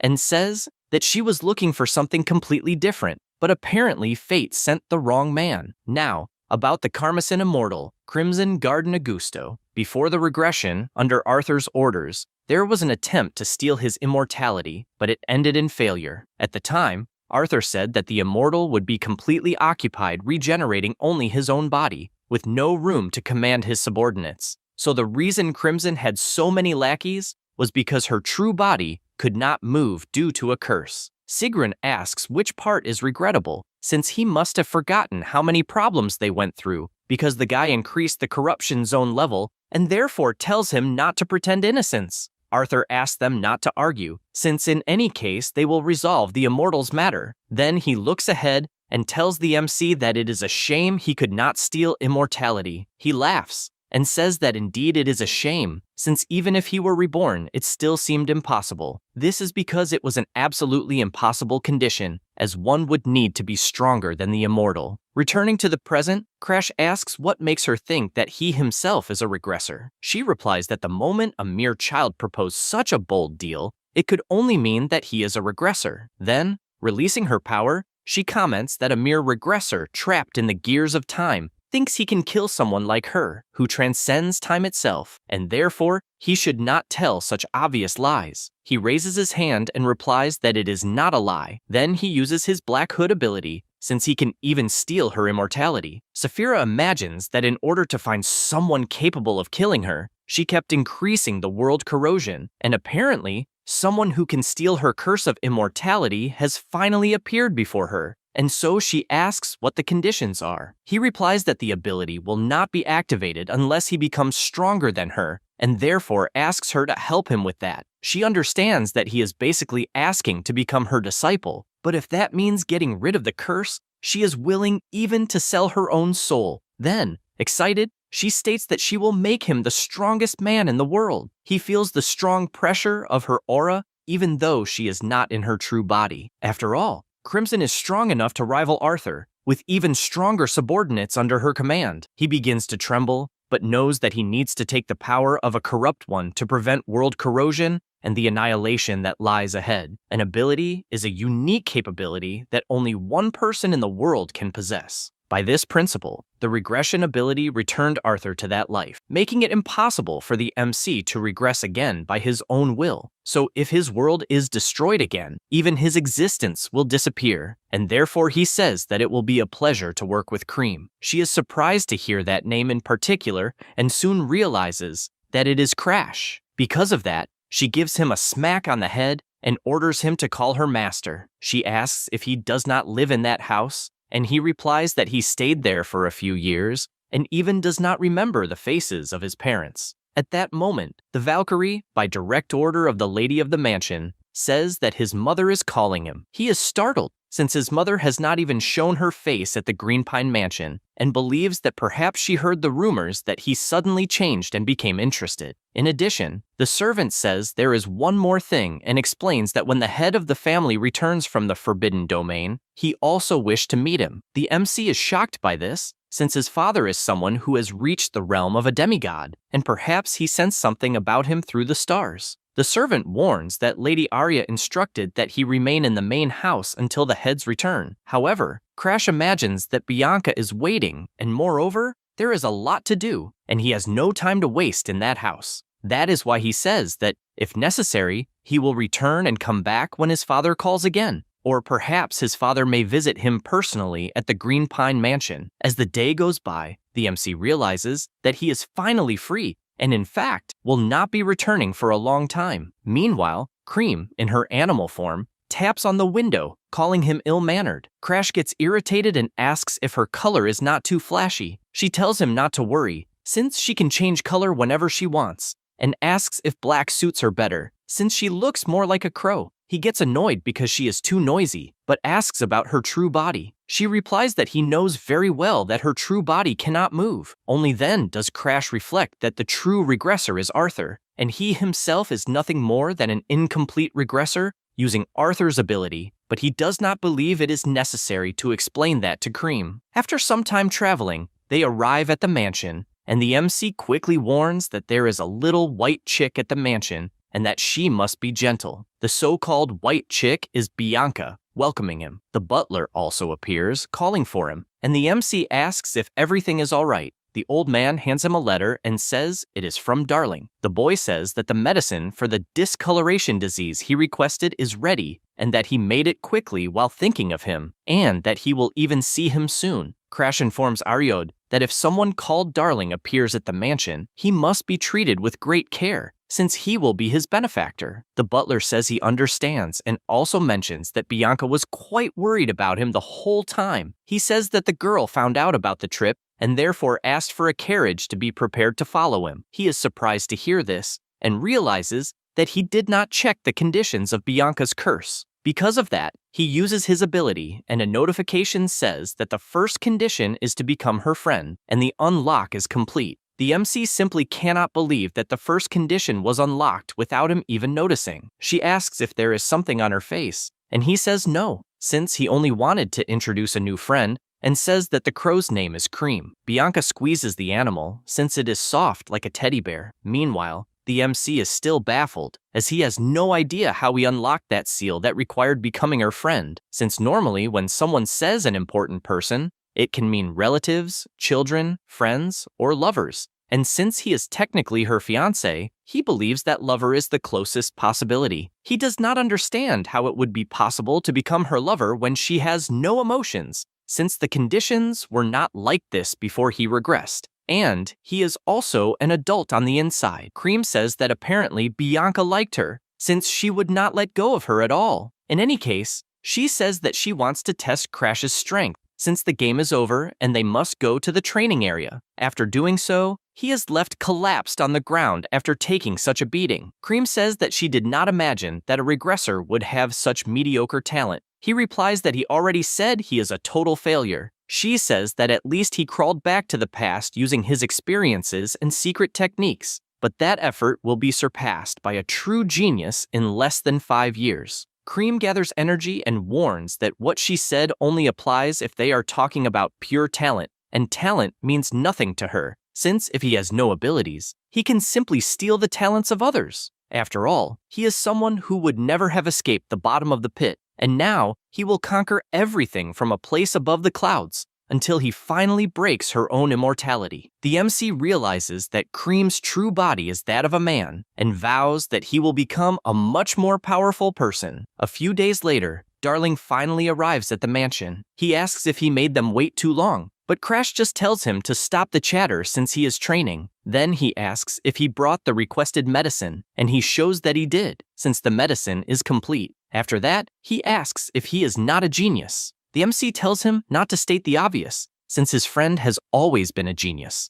Darling is surprised by those words and asks for a hug, since he found it way too cute. In addition, he says he has something to comment on, as he found out that Annex stopped training after losing to Charlotte, but apparently returned to training because of the events at the Stellar Sanctuary. The MC does not believe it, since a scoundrel got inspired after losing to him, and says he does not care about that at all. At that moment, Cream approaches and says that Starlon had other plans beyond Valheim, and that everything should be fine, since he planned an elixir to strengthen the crappy body the MC has. In addition, he tells them to ask Darling to prepare some of these potions, since a special medicine that increases physical attributes and aura when consumed is excellent. As for elixirs, they are extremely expensive, and some secret manufacturing techniques are passed down through family lineages, just like the elixirs themselves. He finds it annoying how close Darling wants to get, but knows that before the regression, these elixirs would be impossible to obtain, since they are only for selected people. Cream tells them not to worry, since he knows the formula and it is enough to have the alchemist make it.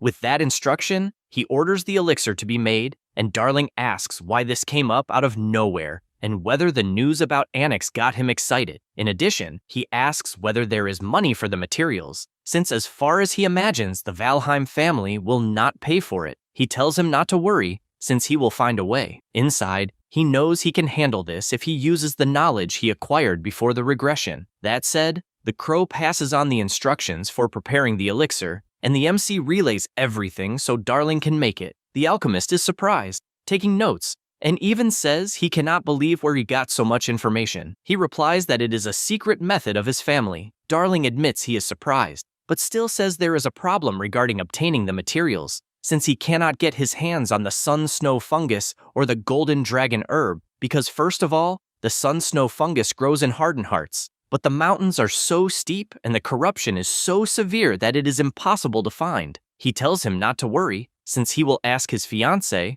After all, she is from the Hardened Hearts family. Darling says that if that is the case, only the issue of the golden dragon herb will remain, since it is a phantom herb, said to grow only near the nests of golden dragons in the remote regions of the Empire, and he could even buy it on the black market. But if the Empire finds out, it will be a huge problem. The MC comments that unfortunately, if there is no other way, he will have to risk buying it on the black market. But his friend asks him not to worry, since he can do it differently. He says there is a junior martial arts tournament held in the Empire of Epiphany for youths under 15 years old, and all the MC has to do is take first place, since the tournament reward is precisely that herb. Crash asks him to remember that he is from the Valheim family, and the Empire is probably using the tournament to gain politically against the Academy. So if a Valheim participates, things will get complicated. But Darling asks him to drink a certain potion, because as a genius, he obviously has a plan. He has no idea what it is,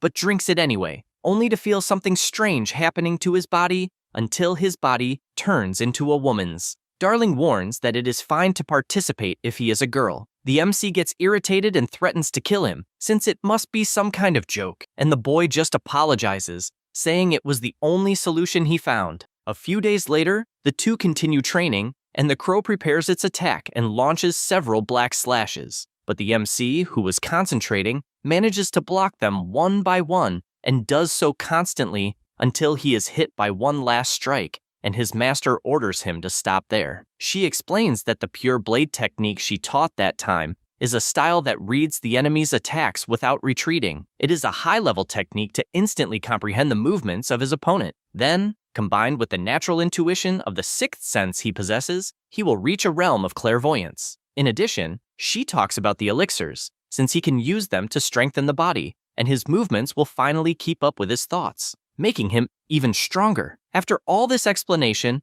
the MC goes outside, and with a medicine in hand, asks if by any chance he has not forgotten. This is because a few days earlier, he asked Darling whether the medicine really would not make him be seen. The boy explained that this is exactly the case, since not even magic can detect it. So, if he uses it to disguise himself as a commoner, he will be able to enter the tournament. Crash says he understands, although he could have said it before turning into a woman. Darling asks him not to take it seriously, since it was just a harmless joke, and says it lasts about a day. The MC reflects on all this and imagines that Darling is a trustworthy person, but very exhausting. He reaches the carriage, and the butler says he was waiting for him, and also mentions that he made an offer to Fluker from the lawless zone and to a merchant who will help with the illegal entry. Crash realizes that she is a merchant of corrupted species, so she should be able to cross the border with that, and he expected nothing less from the butler, since thanks to him, he will be able to leave the mansion without worries.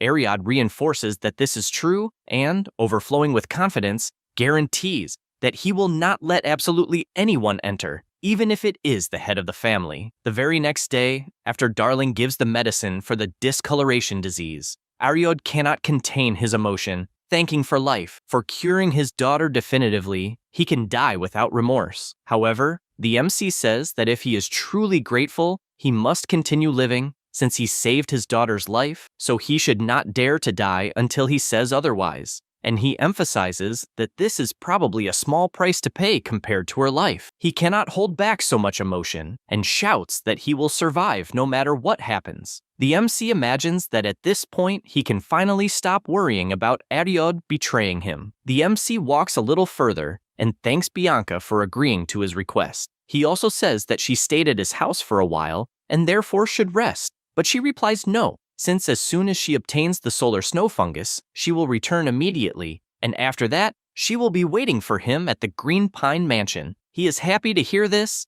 and says that he will return as quickly as possible. He also sees the beautiful snacks she prepared and says that he will eat a lot later. With that, he says goodbye to everyone and heads to the Empire. At some stopping points, he defeats corrupted monsters and absorbs their energies to become even stronger. His master asks how the power of corruption is, and he replies that it is stable thanks to his sixth sense. In addition, he thinks it is a pity since the merchant is following a route that avoids corrupted lands, and it is a pity that he was unable to absorb any unpurified corruption along the way. At that moment, the girl who was eating drops the apple on the ground, and Cream senses something, suggesting that something appeared to stop the carriage. Several bandits capture the girl, and they are excited to see that she is a beautiful girl. Fluker starts crying, thinking it is a damn shame that he could not sense the presence of the bandits, and cannot believe he will die in such a stupid way. However, in the very next second,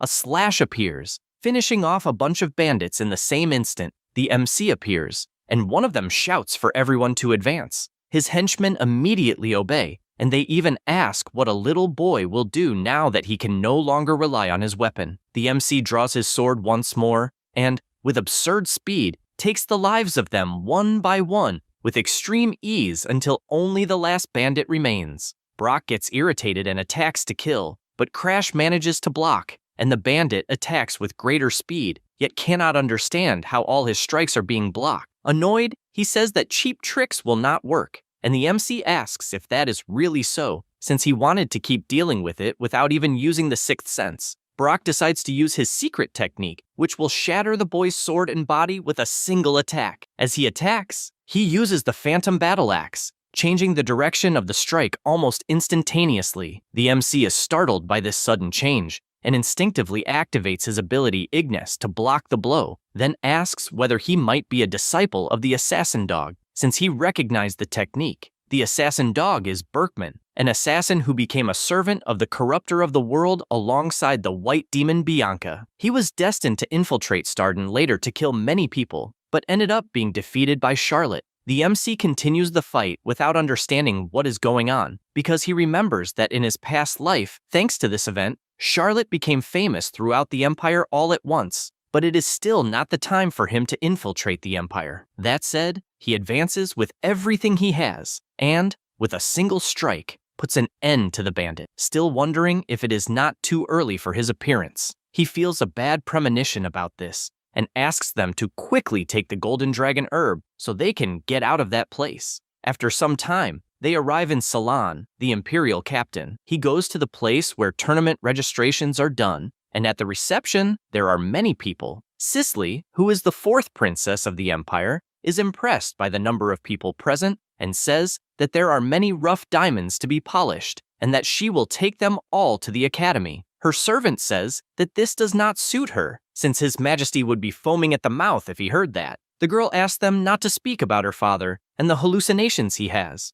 This girl is the youngest daughter of the Emperor. At 7 years old, she had a brilliant mind capable of solving difficult mathematical problems. The teacher asked her to rewrite imperial history since they needed to report her talent to His Majesty. Cicely imagined becoming an imperial candidate and believes that if someone with a fragile constitution like hers were to get involved in the struggle for the throne, she would certainly be killed. For this reason, she throws the papers onto herself, since she needs to make everyone around her give up on her or she will not survive. From that moment on, Cicely used her brilliant mind to the fullest, playing the role of a completely unrestrained daughter. Eventually, even those who had praised her intelligence began to give up on her for being unsuitable for the imperial candidacy. Lena reflects that she has observed the princess for a long time, so she knows that her actions are nothing more than an act. But she noticed that lately, she seems to have exaggerated a bit. The girl, on the other hand, asks to look down, and upon seeing the MC, comments that the boy has a dark aura, along with narrow eyes and a pet crow. Cream notices this gaze, and the princess continues analyzing him, since he looks like a villain no matter how one looks at him, and believes that perhaps he is a Valheim, who is the arch-enemy of the Empire. The servant says that he certainly seems suspicious, but she would not believe that someone from the Valheim family would appear there. Cicely tells her not to underestimate her intuition, and jumps from the top of the hall, since she wants to check up close. She starts to run until she feels something strange on her foot, and begins to fall, realizing immediately that it is telekinesis. However, the MC catches her before she falls and calls her a troublesome little girl, telling her to watch where she walks. He says this and continues walking. Cicely finds it even more interesting, since the calm way the boy spoke and his attitude are those of someone who definitely knows who she is. Cream comments that it was very lucky to meet the princess, but Crash disagrees, since he would rather not get involved with her. With everything resolved, he signs up for the tournament and decides it is time to find an inn. However, everywhere he goes is unavailable, and he concludes that he will have to sleep on the street that day. At that moment, someone calls out to him. It is an old woman asking if he will participate in the tournament and saying that if he has nowhere to stay, he can lodge at her house. He looks closely at the woman, and the crow says that it is obviously suspicious as hell, but the MC does not care at all and thanks her for the offer. Cream asks if it is some kind of joke and whether his mother did not teach him that he should not serve strangers. He reinforces that he slept on the street his entire past life and is tired of that. The crow sighs deeply and concludes that regressor is annoying as hell. Already at the old woman's house, she says that he can use the back room on the second floor and will even prepare dinner. He thanks her and believes he was very lucky since he has a place to sleep. However, this does not last long, as Cicely was waiting for him. He cannot believe it, and the crow shouts that it was obviously a trap. He knows he will be in trouble if he is discovered, and therefore believes he should just ignore her. However, she approaches and asks why he is ignoring her, since a cute girl is trying to talk, and asks if perhaps he has another type of preference. He gets irritated by this insinuation, remembering Darling's tastes, and replies that she is not his type. since there are many people more beautiful than her in that world. Sisley asks him to name one, but he walks away, since he has no obligation to answer. In any case, she keeps following him, and this irritates him. She continues insisting that they drink together, since she wants to know more about him, but the MC simply refuses because he is not in the mood. This leaves Sisley irritated to the point of saying that he is aware that she is a princess and still acts that way. In addition, she calls him a crad of the kingdom of Starlon. The MC is startled by this, since the girl figured out where he is from just from that brief conversation. He is aware that if he says anything, he could be exposed as a Valheim, and, because of that, says he does not know what she is talking about, and even that a child should finish dinner to go to sleep soon. She gets furious, questioning who he is calling a child. Lena approaches and asks if the boy is really from the Starlin region. The girl confirms and says that even though the language is the same as the Empire, the Starlon region has its own intonation, and the accent is definitely similar to the Empire's, but the essence cannot be changed. The bodyguard is surprised, since such a subtle difference is something only the princess could notice.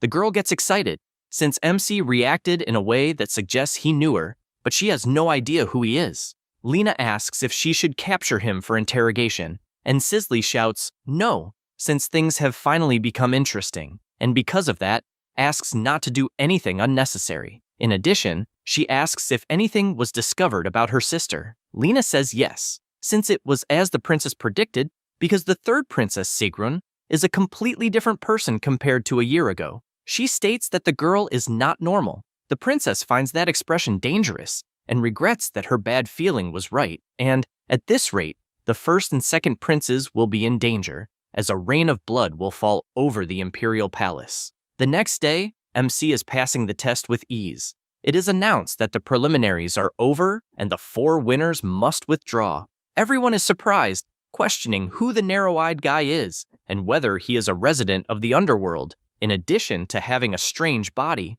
MC is annoyed since the princess's expression has been bothering him since last night, as the girl can extract some kind of information even in a short conversation. However, he is relieved anyway, since this did not affect the preliminaries. This stage consists of teams of 100 people, and only the 4 best survivors advance to the final. Crash reflects that there were only amateurs, and, obviously, the overwhelming difference in power would not be a problem. At this moment, a guy laughs and comments on the suspicious body and, because of that, asks if MC is, by any chance, from the famous family of assassins, the Night Crows. He reflects on this, since this family is a group of assassins that are not from the Empire. They are feared as the most dangerous force in the underworld, and ended up becoming one of the factors in the fall of the Empire. He is aware that he does not know many details, since he is not from the Empire, but he has never heard of anyone from this family entering the academy, and because of that,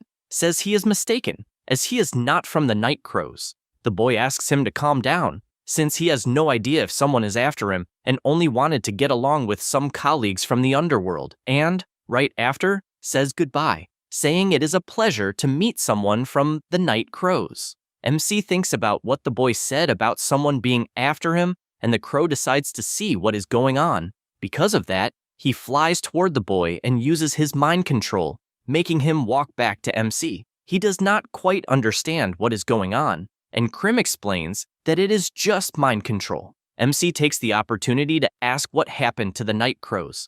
The boy answers that they entered a crisis of destruction recently, and that this was by order of their new master, which led to their destruction. MC, intrigued, asks who the new master is. He answers that it is the second prince of the Ephania Empire, Sisley's brother. Because of that, he asks if it is really that person and what the problem is. The boy says that the Night Crows are a trap that the Empire prepared for the nobles and are being used to track and adjust their movements. The imperial family had been the master from the beginning, and the fact that the Night Crows and the imperial family were connected was something that was originally meant to be kept secret from the public.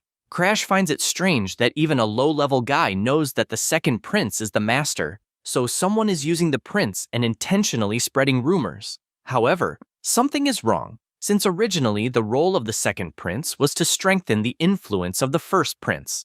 In this case, the one who benefits from all this conflict is Sigrun, Sisley's sister, The MC finds it incredible, since Arthur's memory inheritance really worked, and if that is the case, the person Sigrun will attack is the one who supposedly killed herself after hiding the Emperor's symbol, the one who made Arthur an emperor in name only. This is the fourth princess, Cicely. To ensure that she can hand over the throne she conquered to Arthur, Sigrun tried to eliminate her own sister. If Sigrun becomes empress, the empire will grow on an overwhelming scale, and to prevent the end of the world, he needs to intervene in this plan. For the sake of the world, he has decided that he will steal Sigrun's ability, and because of that, he asks his master for help. And the crow says that a returnee would normally act only based on information, but since he decided to lend his power, then he will help. In addition, he questions what they will do with the boy. The MC tells them to leave him standing there, since he has already served his purpose. Krim then decides to turn him into one of his servants, and, still using mind control, orders him to leave. The MC believes that the time has come to use their appearance, and they will meet the real Night Crow, who is hiding in the finals. This assassin in question asks another what the MC's name was, since, as he managed to impress a member of the Night Crows, he will have to teach him a lesson. Back at the tournament, in the main event, the MC wins another fight, and it is announced that Crash is the winner of match 32. Everyone in the audience starts shouting, "Night Crow," and he realizes that everyone is completely convinced that he himself belongs to that family. In addition, he also notices that the brat is watching, even after being warned. That is because, on the night after the end of the preliminaries, he was with her, and the princess comments that she heard he destroyed the preliminaries and feels disappointed, since he really only looks like a child, but she does not know the reason for that worried expression on his face. However, she is startled the moment the MC says that she has a strange life. Cicely asks if something happened, and he tells her to just protect herself. She says that the next day will be the main event, so she will not even sleep, and something must have happened while she was not looking, and she has no idea where he got the information. Because of that, she asks if they can really trust the royal spy hired by the bodyguard.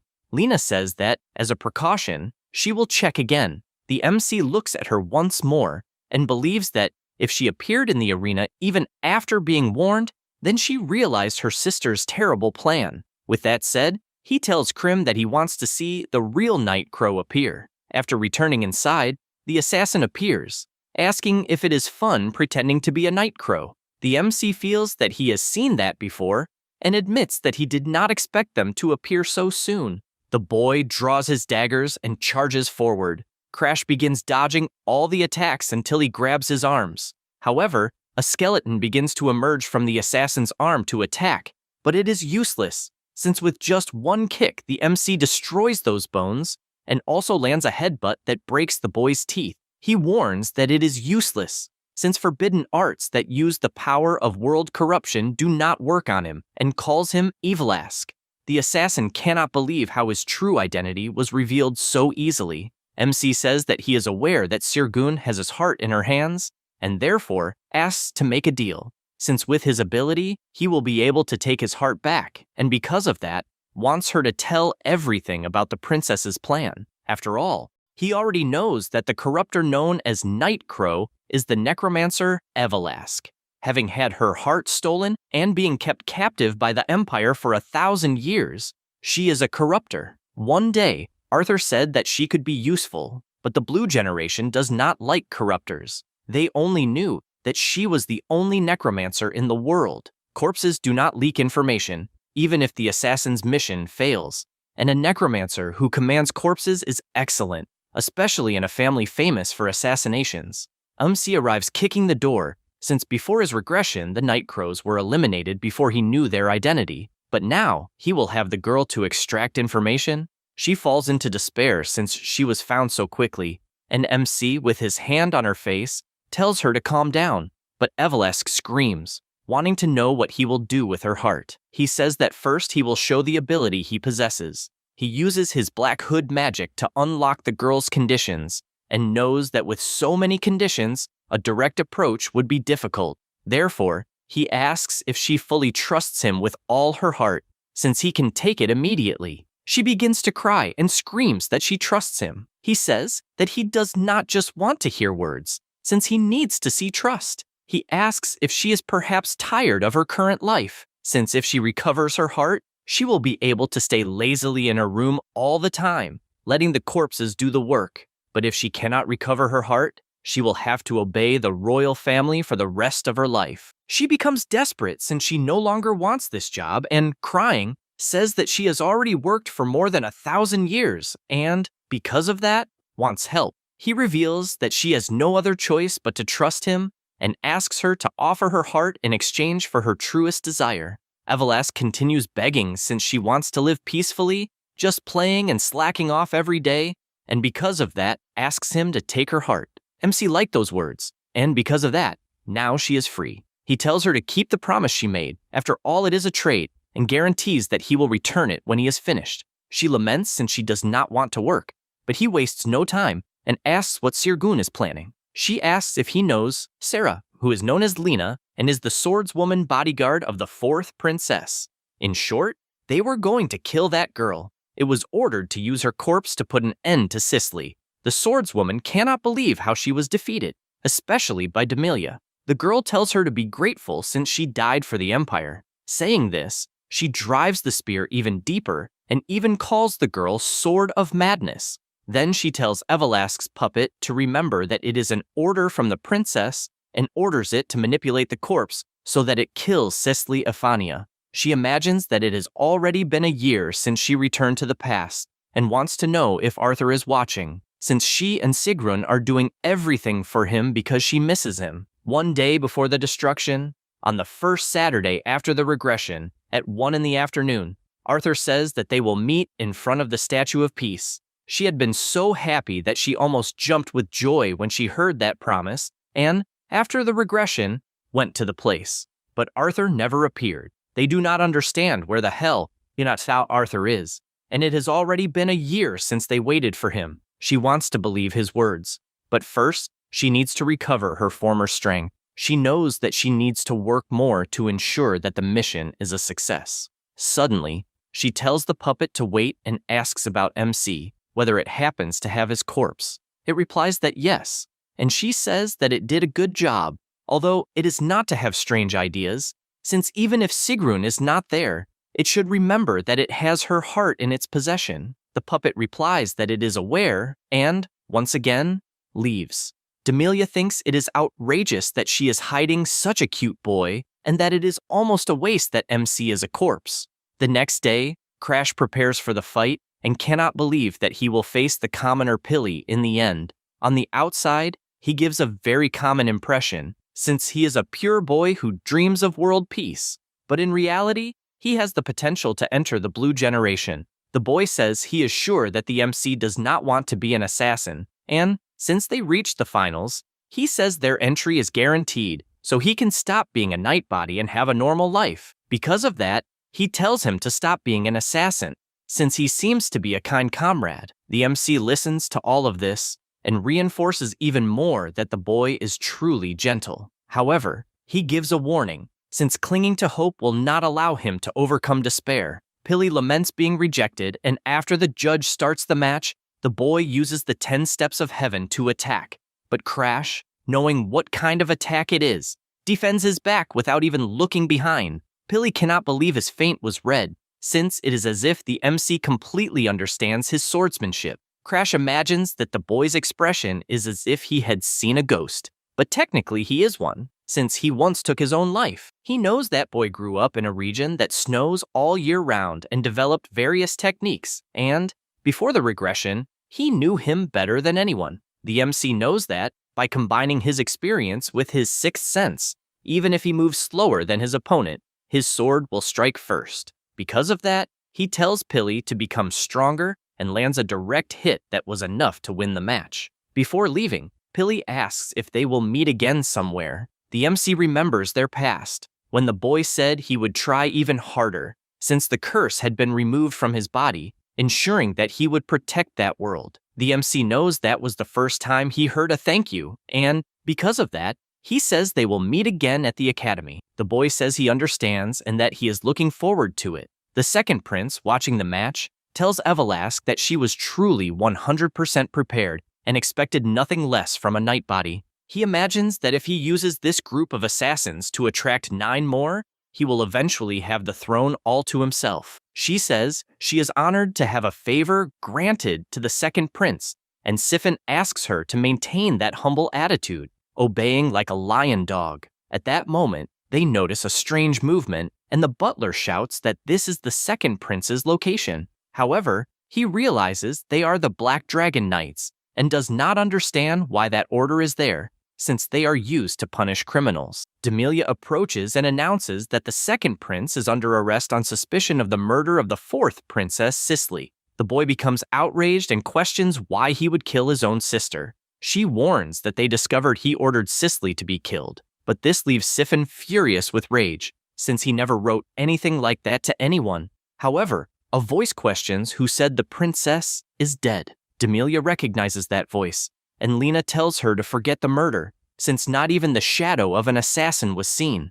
The woman cannot believe what is happening, and why the girl is still alive. On the night Lena was killed, she was moving at high speed, since the princess's intuition was correct. That was when the girl asked if they could really trust the royal spy they had hired. She said she would check again. When she heard it, she thought it was impossible, but the spies were drawn in, and she does not understand why the hell Cicely is being targeted. At that moment, Krim appears calling Lena and says that, in exchange for her life force, she will grant her the power of immortality for a while, so she must pretend to be dead. The swordswoman is startled when she realizes it is the MC's crow speaking directly in her mind. The power is drained from her body, and she questions what the hell he did and whether she really has to pretend to be dead. As soon as she says that, Demelia appears behind her and immediately drives the spear into her stomach.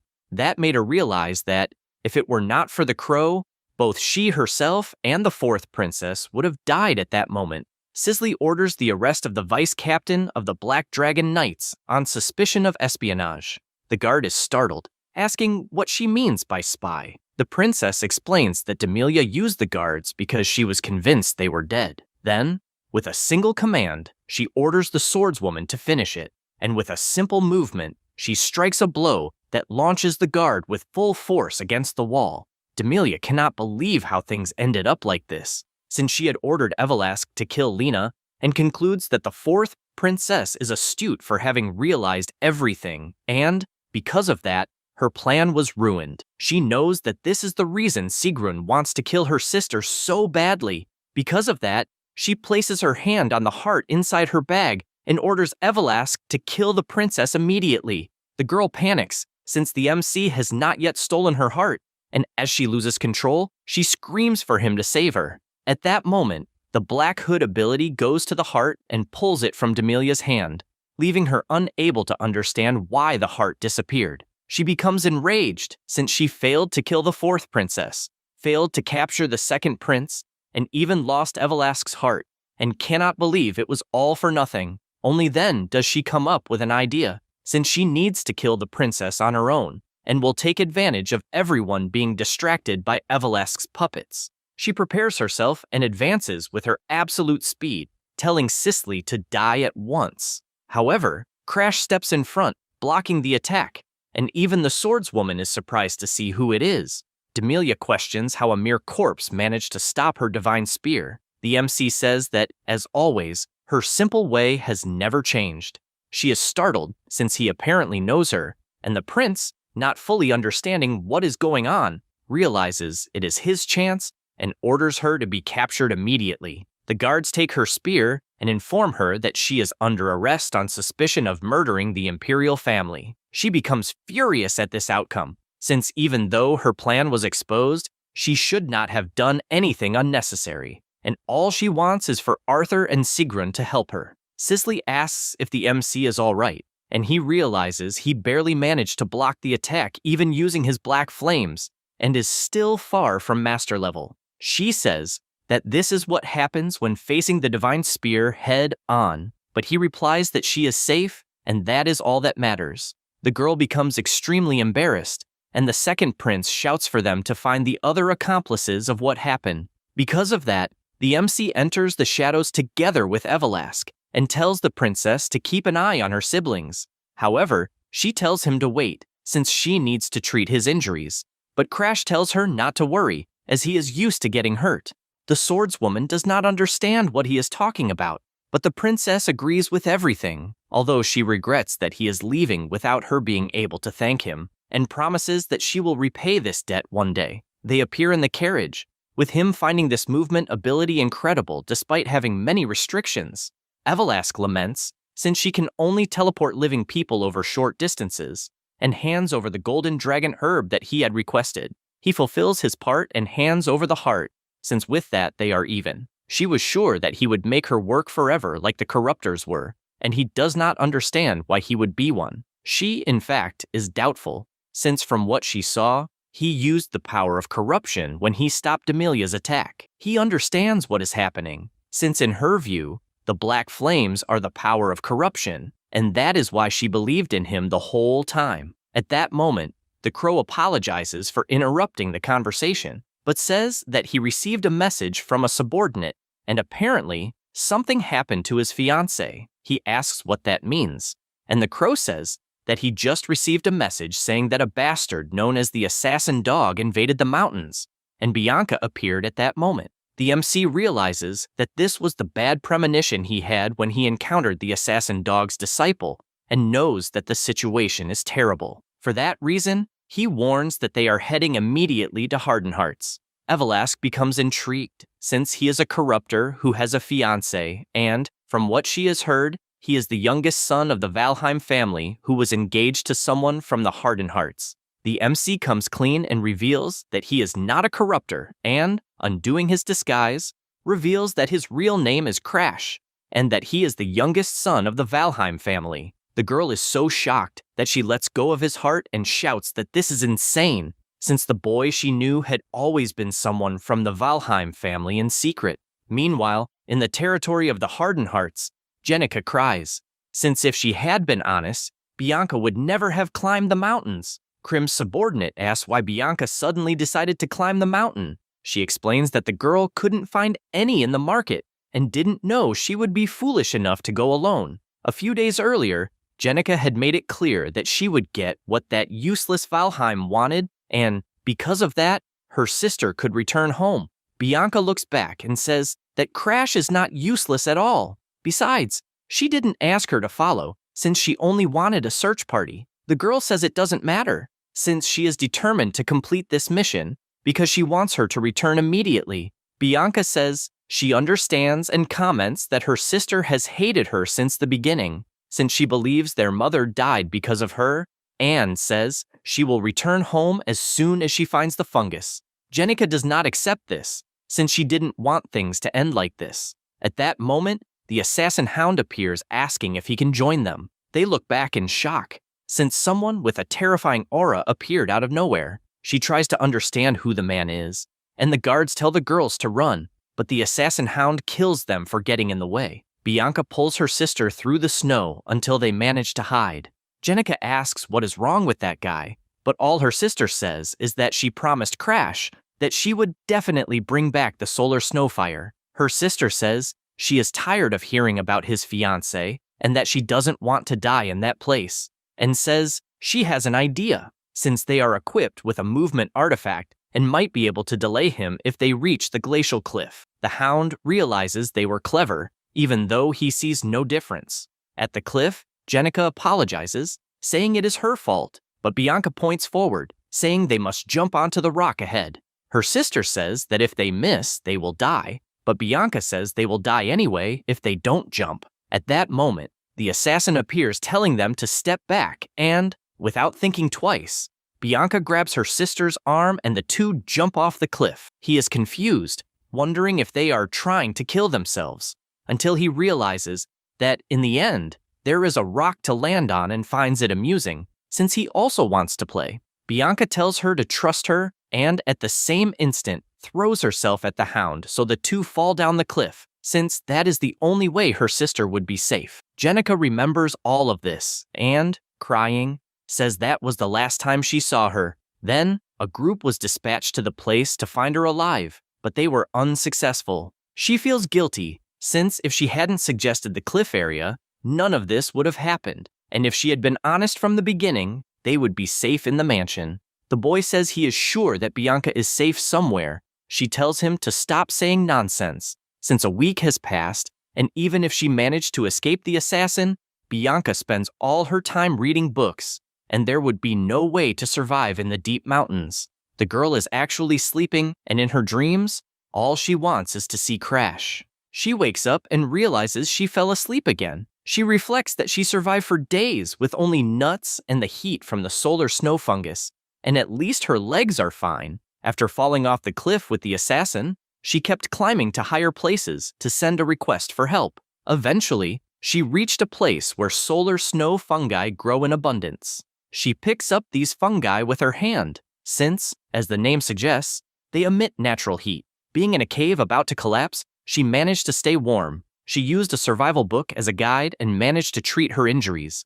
But between the cold, the injuries, and the lack of nutrition, her stamina reached its limit. She does not know if she will be able to hold on much longer, since she keeps falling asleep, and it is a pity, since she had promised Crash that she would deliver the fungi to him. The assassin feels relieved to finally find her, and says that her path ends in that place. She crouches down since she saw a nut, and at that moment an axe flies toward her and causes a massive explosion that throws the girl away. At that moment, the assassin dog approaches, calling her weird since her expression did not change at all, and admits that he did not expect the fiancée of someone from Valheim to be so troublesome, and that if she had behaved like a hostage, she might have returned home intact. He takes her hair ornament since he will be able to earn good money, and all Bianca can think about is that she wants to return to the Green Pine Mansion with the MC, reading books while he trains. Maybe the days she spent with him left some emotions behind, and for someone who has no emotions, she knows how valuable that is, and if she had realized how comfortable and fun it was, she would have enjoyed it more. So once again, she calls for the MC, and at that moment, he appears punching the assassin in the stomach, sending him flying backward while questioning who the hell arrived. Crash, holding Bianca in his arms, says she did very well and asks to leave the rest to him. The girl feels relieved to see him and faints.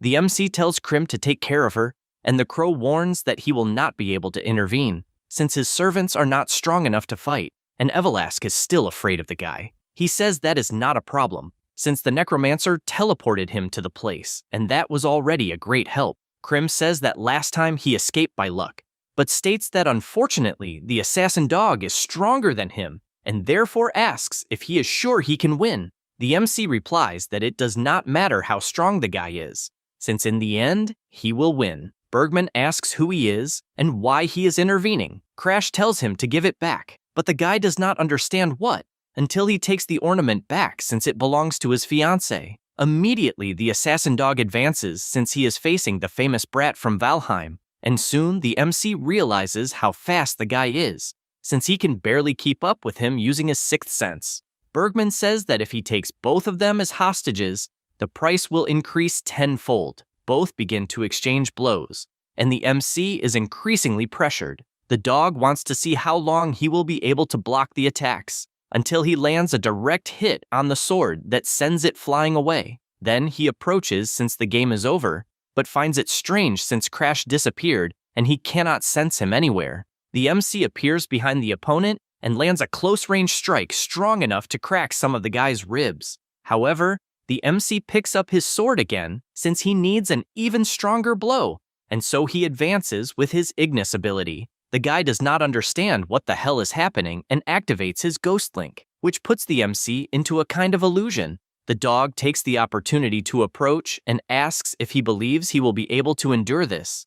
And since the search party will arrive at any moment, he decides to deliver the final blow to end it all. The MC knows that this is a secret technique that manipulates the sense of aura through sound. Before his regression, he would have been defeated in an instant, but he has already overcome this many times, and his hypersensory perception through the flow of mana can activate the mind's eye. He is aware that he cannot show all his cards.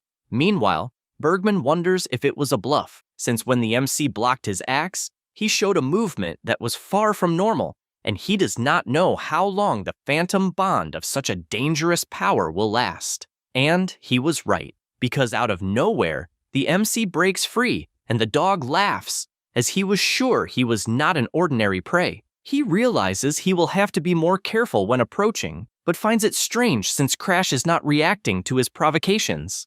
This makes him consider that his ability is finally taking effect, and so he activates the Phantom Axe, as he must continue attacking until he tires and wants to see how long he will endure this endless illusion. The MC blocks as best as he can, even with some attacks passing through his defense, and Krim becomes worried since at this rate, Crash will really die. Evelask asks if it is really fine to let him die in a place like that and wonders if she should help him, but she is aware that if she defeats Bergman, it will be extremely problematic, since his master, the Mad Dog, will hunt her down for revenge. She watches the course of the battle and decides that despite her hesitation, she must repay her debt and cannot abandon her benefactor. However, the crow throws her away, telling her not to interfere, since it was the MC himself who chose to deal with the situation alone. Because of this, he asks her to trust the man who restored her heart, since he has the mental strength to carry the fight to the end. Evelask says that is fine,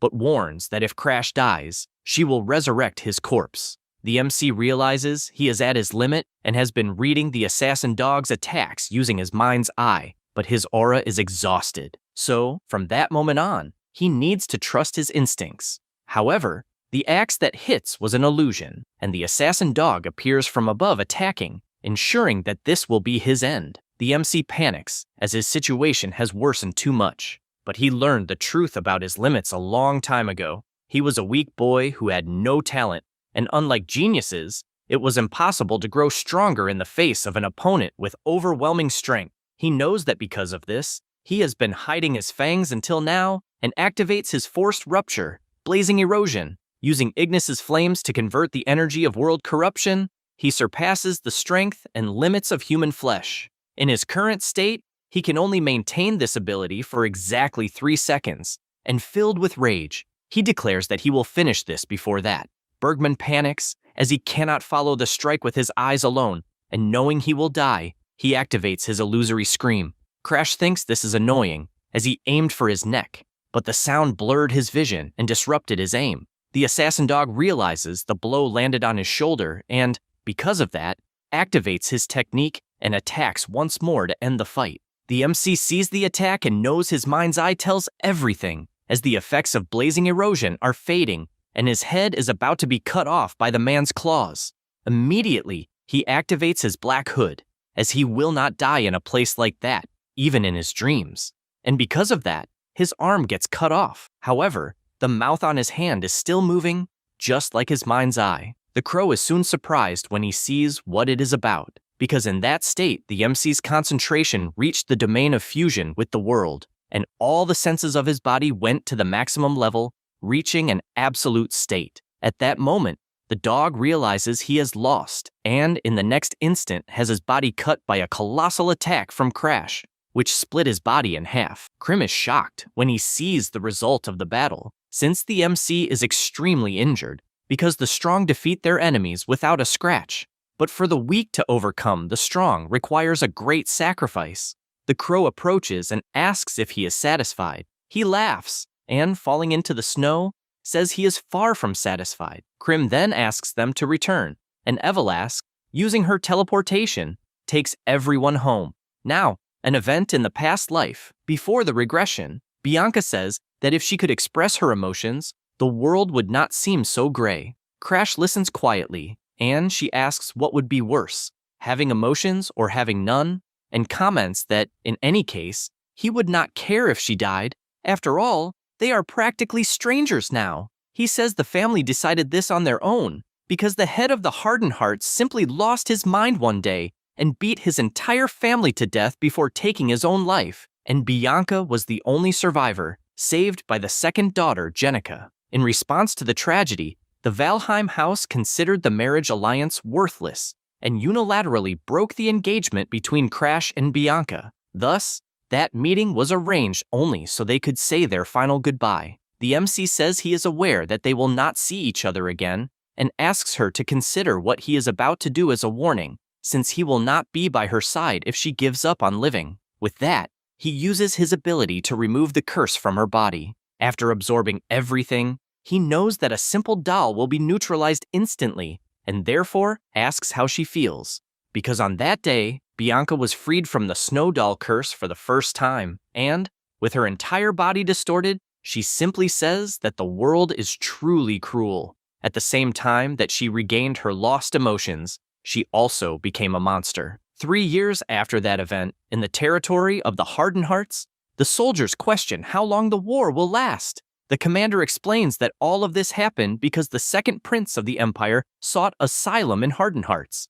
The prince possesses information that could shake the very foundations of the empire, and that is how the war began. He says that the White Phantom killed the Poison King out of revenge and isolated himself in the ice pavilion of the Northern Sea. An explosion occurs at the site, and the MC on top of the hill questions what the soldiers of Starlon are doing, since they are responsible for the supply depot, and does not understand how they can be so careless. At that moment, the soldiers appear shouting for everyone to stay alert, since Crash is a member of the Blue Generation. He begins to flee, since he used too much of his curse, to the point that not even a saint could heal him, until he reaches the destroyed castle. Unable to believe that he has no choice but to ask Bianca for help, he starts knocking on the door, asking her to open it, until a glow appears from inside, and several ice arrows fly toward the soldiers, finishing them one by one. She says it has been a long time since she last saw him, and, with a sword in her chest, asks if he is okay. The MC cannot believe what he is seeing, and asks if, by any chance, the wound was caused by the son of the Poison King. She simply asks if he remembers what she asked before, about having emotions or not, and which would be more painful. Then she explains that on the day of her family's incident, Jenica said she never truly hated her from the bottom of her heart,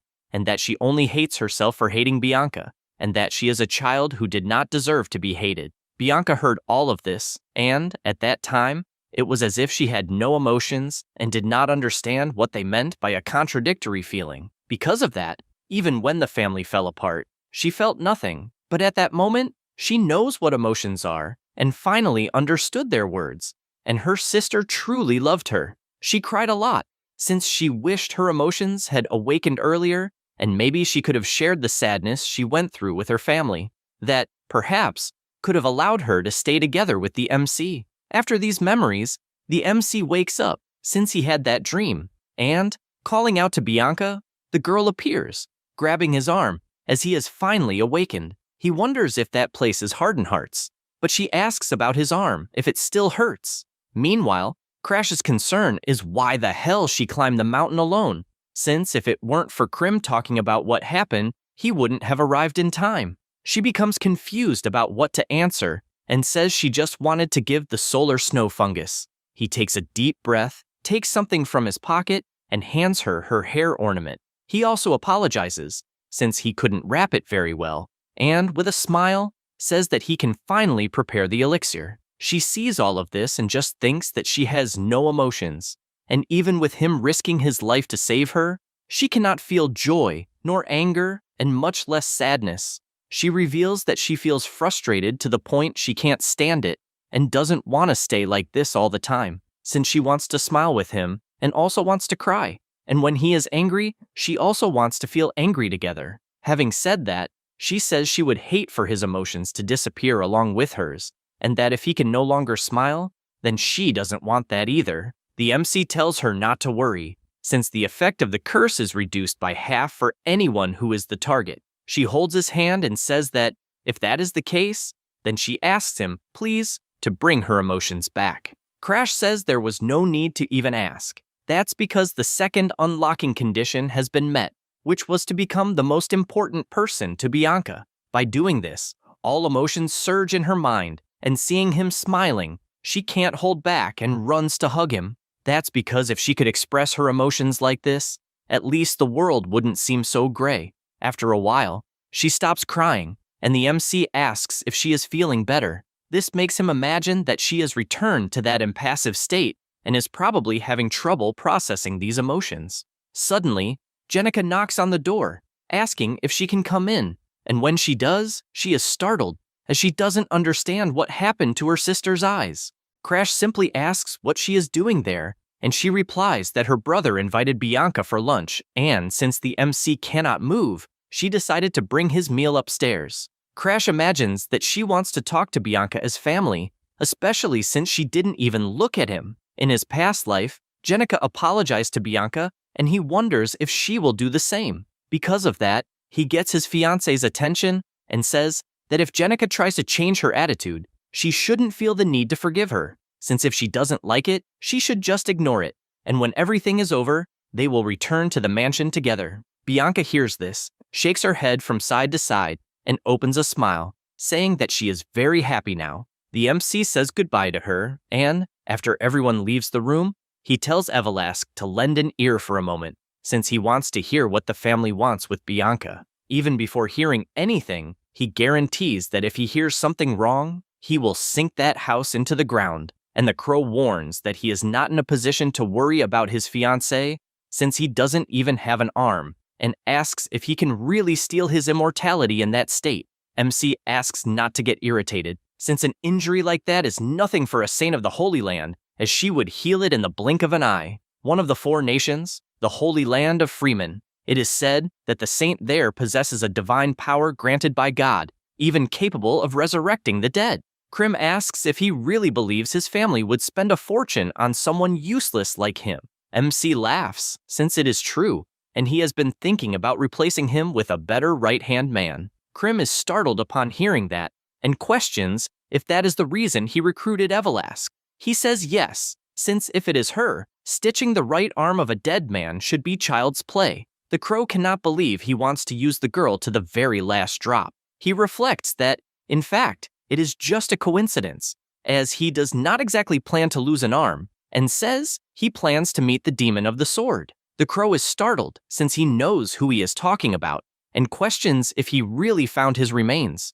That is because the demon of the sword was a legendary swordsman who once shook the world. He was a genius of quick draw and killed his enemies without them even seeing the sword. Krim shouts that he does not agree with this, since the swordsman was his masterpiece, and because of that, he will not let him lay his hands on him. MC warns that he needs to become stronger and therefore must recreate him, just as he recreated the demon of the sword. The crow tells him to be quiet, since that is exactly why he preferred that loser of the blind sword over him. MC simply says that he is aware that his master cares about all his subordinates.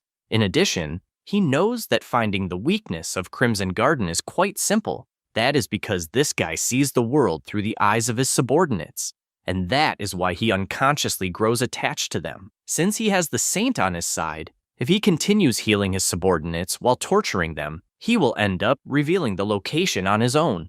MC saw this before the regression and thought it was insane how Arthur did that. He reveals that the demon of the sword died of old age, but his style has not died yet, and since he knows his master can see everything, then all he needs to do is transplant the demon swordsman's arm into himself, and with that, he will be able to bring the legendary techniques back to life. The crow becomes undecided about this and asks to wait for 2 days.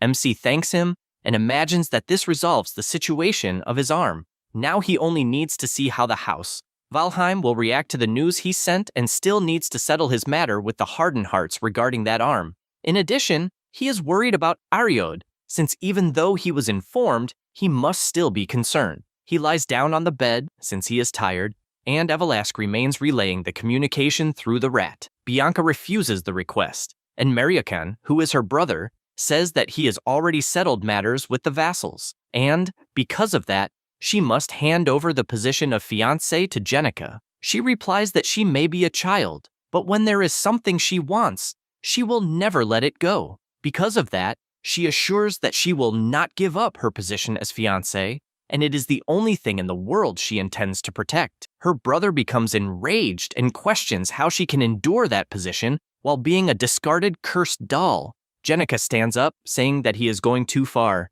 and the boy simply says that he is stating the facts. Bianca says that she does not know exactly what her family has done for her and, in fact, does not care at all about what happens to the house, since none of them truly care about her. Because of that, she reveals her decision that even if she is expelled from the family or loses everything, she will stay by Crash's side. Her brother stands up furiously until MC appears apologizing for interrupting the conversation and says that he heard some things in the corridor that he could not ignore. Mariokin becomes concerned and says the boy is injured and therefore should be resting. But he says that there are two rumors spreading lately. The first is that Crash saved his fiancée by defeating the assassin dog, even at the cost of losing an arm. And the other is that the security of House Hardenhearts is pathetic to the point that they couldn't stop an assassin dog. So with the patriarch absent, he is sure they realized which rumor is more convincing. Mariokin feels cornered and asks what he wants. He says it's simple, as he only wants Bianca to do what he wants.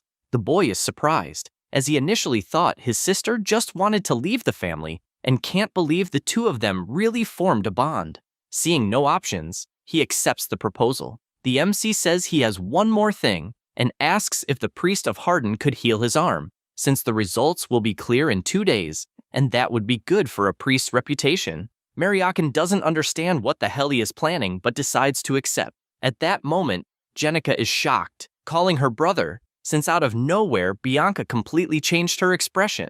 Meanwhile, elsewhere, a man reads the report and, in an imposing manner, says the name Crash. 2 days later, in an open field in Hardenhearts, the MC continues training and thinks it is harder than he expected. Combining the quick draw technique of the sword demon with his single strike ability requires terrifying concentration. He is trying with only one arm and realizes that the fact that he is an idiot hasn't changed. Even so, he is relieved that the curse of the snow doll worked. Thanks to that, the flow of the immersion poison was neutralized. Now, he possesses blazing erosion. By burning the energy of worldly corruption absorbed through the poison, it is possible to force the breaking of the body's physical limiters. However, everything has a price. The moment this ability ends, the user becomes incapacitated. He knows it is an absolute limit and cannot be used for long. If he could at least regulate the heat, he could extend its duration. He has cold energy, the yin energy of the moon, and smiling. This leads him to his next goal, which is the dark lunar physique of the Emperor of Flames. He is confident that once his arms are healed, he will steal that guy's curse. Sometime later, he goes to Evelask's house, and suddenly the door opens, and number 8, who is Evelask's servant, welcomes him and says her master is waiting. The MC observes those rabbit ears and thinks the interior is just as he remembered. The girl welcomes Crash, as everything is prepared for the transplant. The MC finally stands before the sword demon's arm and asks if it can be attached immediately. She says it is not impossible and that it will be incredibly painful, and if he is afraid, she can knock him out. He says it's fine, as he is used to pain. She warns that she doesn't want to see him crying in the middle of the process. He lies down beside the arm, and the girl begins the procedure. The arm begins to fuse with his body, and he feels a surreal pain. The regeneration of the fusion is completed, and now Evelask moves to the final step, which is the connection of the nerves, causing another terrible pain. At the end, Evelask admits being surprised that he endured without fainting, and the MC, testing the new arm, thinks there is a reason he endured without losing consciousness, and decides to test the immersion poison on that arm. Its appearance changes completely, and it was as he imagined, since if he had been unconscious, the immersion poison could have gone out of control while absorbing the arm. And he begins to control it calmly until his arm returns to a normal appearance. His master asks if it is over, and he says yes, as it feels like his own arm. Krim tells him to test it right away while he is learning the art of quick draw and tells Evelask to provide the training field, but the girl warns that she is not his servant. However, Krim asks if she is not looking for the ancient book Hakuben. Immediately, the girl changes her expression and calls the Raven Lord Krim. Number 8 says she will show the way, and, as they walk, the Raven asks how much he knows about the quick draw art of the sword demon. He says he is aware that it is strong, and Krim asks if that is a joke, since he should not have returned with such a mediocre level of knowledge. With that said, he explains that it is something completely different from anything else. Normally, a quick draw technique involves accumulating aura while the sword is still in the sheath, and then simply drawing it at maximum speed. But the sword demon's technique is different. as it takes the accumulated aura inside and decomposes it into fine particles. These granular aura particles increase explosive acceleration, and when it reaches the limit, the blade bursts outward. After saying that, he asks if he understood, and he says no, but he will just test it. The raven tells him to surrender to the memory of the arm, since the thousands of strikes from the sword demon of that period are engraved in that arm. The MC likes this, since both a good master and an arm of the sword demon are gathered, and now only his own will remains, and he will test it as many times as necessary. A few days later, he continues practicing frenetically, attacking even number 8, who says she can see the blade with her own eyes. The sword demon's technique should be so fast that it would be impossible to perceive. He believes the problem is truly his own aura, and, because of that, thanks the girl for staying with him every day during training. She says that he should trust himself more and explains that a single-digit number like her has the strength of a master-level fighter. He knows that the people he will one day need to protect are all master-level, but he still gives his thanks. Suddenly, Evelask appears, and the MC says he is returning to Valheim. The girl does not believe it, but he says she can go with him. However, she thinks there are too many frightening people in that family, and he imagines she might be talking about the 5 elders, since they would probably try to make her a slave. Knowing that, he asks if she would mind waiting at her house, and only asks that she keep an eye on someone called the King of Poisons so that he does not interfere with the Hardened Hearts. The girl is even more startled, since he is asking her to face the King of Poisons, one of the 10 great sovereigns. However, since it is only to protect the patriarch, she says she will manage somehow. The MC thanks her, and she simply sighs deeply, since he has no idea what she might ask of him one day. Number 8 asks if she is sure about this, and she says that normally she would have followed the boy, but if she stays with him for too long, she will feel as if she is in the company of her former companions. She also believes that the MC will one day become a very dangerous invader, but in the end, the reality is that she prefers to stay at home. However, one thing is certain, since if the MC gets into trouble, she will definitely be there to repay this favor. Upon arriving at the mansion, Ariod welcomes him, as it had been a while since he last saw him. The MC thanks him and asks if anything happened while he was away. The old man says yes, as the main house had been asking about him and reported that he was with Miss Bianca. Ariod is aware that the messenger despises the MC, and because of that, did not say much, and with that, the main house did not suspect anything, and the messenger was even fired. Thus, things calmed down for the time being. Crash thanks him for handling the situation, as always, his butler is efficient. Ariod feels embarrassed and thanks him for the compliment, also emphasizing that soon the head butler will appear so that the MC can be reevaluated. He already expected that, as he is on their radar. Now, about the head butler, she is a woman who supervises all the family's butlers. She is the only one capable of evaluating the direct descendants. Her evaluations are reported directly to the patriarch, and these results determine how the direct heirs will be treated from then on. He thinks it is a problem to have to deal with a head butler at master level, but he needs the family's influence to steal the dark lunar physique of the Flame Emperor Aslan. So he was already planning to prove his strength. That said, he asks if there is anything else to report. Ariod says that Darling also left a message, as he wants the materials as soon as he returns. The MC knows how impatient the boy is, but thanks him for all the reports. However, with a trembling voice, the old man says there is one more thing to report, and says that Charlotte is returning and, to be more specific, she is currently staying in his room.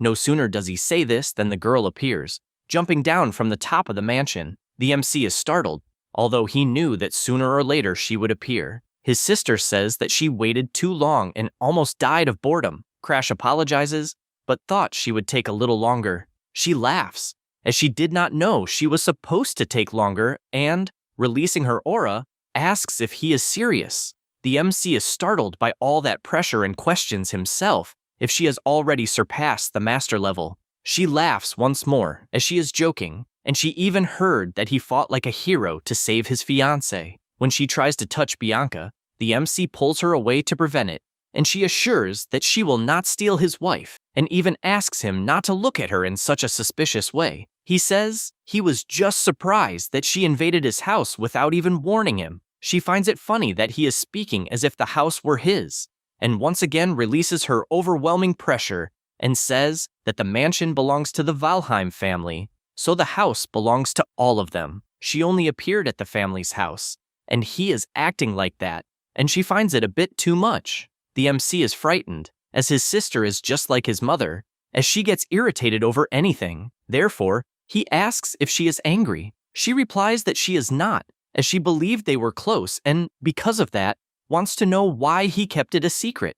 After all, he made a contract with a god, and even reached mid-level specialist rank, so he has certainly grown. He is surprised that she knows so much, and cannot believe that she has already awakened the perception of the mind's eye, which sees through everything. In addition, she mentions that she senses something dark in him, like a curse, and he is shocked to hear that, and finally understands why the assassin hound could not defeat her. That is because what Charlotte awakened was not the mind's eye, it is the next stage of seeing the world through the stars. It was the stellar eye. She can see even the world corruption, and the assassin hound's illusions did not work on her, which means she saw through his current state. He remembers that before, when he was with Krim, he asked how the black flame looks to others. His master replies that it only looks like a threatening black flame, and there are only a few humans in the world who could identify the power of world corruption, just as he can see the stellar mark on his servants.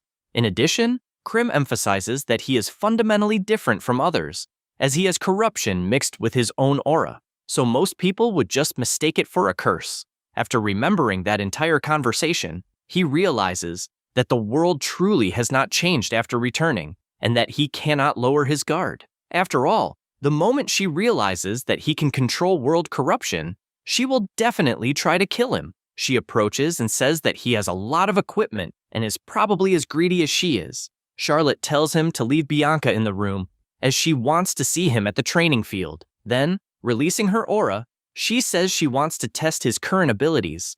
The MC finally arrives at the training field and, trembling, reflects that he did not think he would have to fight his sister, as she is on another level, and he had never fought her before his return. Charlotte makes it clear that she will get angry if he holds back, and even believes that he has learned some new tricks. Crash prepares himself, and, even after 3 minutes, she has not even drawn her sword, nor enveloped herself with her aura. She says that she suggested the duel, and that it is a bit strange for him to go first, but wants to know why he is not attacking. He does not respond at all, and because of that, she sees no other option but to take the initiative. The MC waits calmly until he feels the heat boiling within his body, burning the world corruption to surpass his physical limits. He begins to draw his sword, as the duration of the limit break is only 1 second. Black flames engulf the sword, and he uses his flaming strike. She immediately activates her aura upon detecting the attack, and both swords collide. Charlotte realizes that her brother gave it his all from the start, and because of that, she cannot falter. He raises his sword and, without thinking twice, activates the celestial sword, cutting the wind with his black flames. The attack was so powerful that it broke her wooden sword. She becomes excited, as she feels that her brother is hiding something more and sees no choice but to use the aura sword. His sword is knocked away, and he knows that this is the symbol of a master-level swordsman, a sword formed of pure condensed aura. Charlotte asks what he is going to do, as he cannot use a broken sword. He wastes no time and activates the curse of his hand, making a sword come out from his mouth, and it goes straight toward her, who is startled as it nearly hits her body. The MC says that at his current level, he would not be able to pierce her aura armor, but at least his attack managed to reach her. She reflects on the fight she had, and that it was unexpected, as her brother managed to touch her aura flow. This is a unique power granted to her by the gods. It is an immense current that constantly surrounds her entire body. It is an absolute barrier that no one weaker than her can ever break, and no one at her level had ever managed to touch it, and she never imagined that Crash would be the first. She is aware that she was holding back and did not use any swordsmanship technique. She only used her aura as a blade until the end. She believes that if the attack had truly connected with her body, she would most likely have died in that fight. At that moment, the butler greets her, and she says that the MC's arm seems to be fine, and that she was worried at first, but is happy that everything is fine. Crash, after the battle, lost consciousness. Charlotte comments that Crash mentioned he would go to Raherm Academy and that there are only 3 weeks left until enrollment, and because she is his sister, she will go ahead and wait for him. A few days later, in the alchemy workshop, Darling, with his usual smile, says that the elixir is complete. The crow realizes that the boy indeed has talent in the subject and tells the MC to ask if there is a training field nearby, since it is better to take the elixir in a wide open space. He asks this, and Darling replies that there is, and that it is actually a great idea, since it is a specific type of medicine. Crash does not understand what he means by that, and then arrives at the place shirtless to take it. He thinks taking the pill was quite easy, but does not understand the malicious expression on Krim's face. Curious, the MC asks what the hell he took. Darling finds it funny that he took something without even knowing what it is, and the crow says it is an elixir called the Weeping Dragon Pill. In addition, he needs to scream 9 times before becoming a dragon. Just as muscles break to grow stronger, this pill destroys the strength of his body and his aura to make him evolve. Since his disciple is already used to pain, he wants to see how much he can endure from that pill to become stronger. The MC stays silent for a moment and says he feels a heat growing inside him, but it is not unbearable. Krim becomes indignant, unable to believe it. Crash says that a little while ago he felt as if his body was burning like a furnace, but at that moment, it is nothing more than a normal heat, and since he has gone through worse, he does not think it is a big deal. Krim, annoyed, questions what kind of life the MC lived, and he replies that he has gone through so much that he could never explain it. Meanwhile, Darling does not know how to react, since he is seeing Crash talking to a crow. Krim thinks it is unfortunate that it has come to this point, but asks him to focus to achieve the highest absorption rate. He does so, and the crow finds this concentration incredible, and believes the MC is a man who endured the agony of having his internal organs burned and his nerves reconnected. But that is exactly what makes him dangerous. That is because, of all the returnees he has seen, he is different. He simply endures pain because he is obsessed with achieving his goal. However, if he reaches his limit, he will be forced to see him get back up again, because that is the promise they made to each other. Crash feels as if he is diving.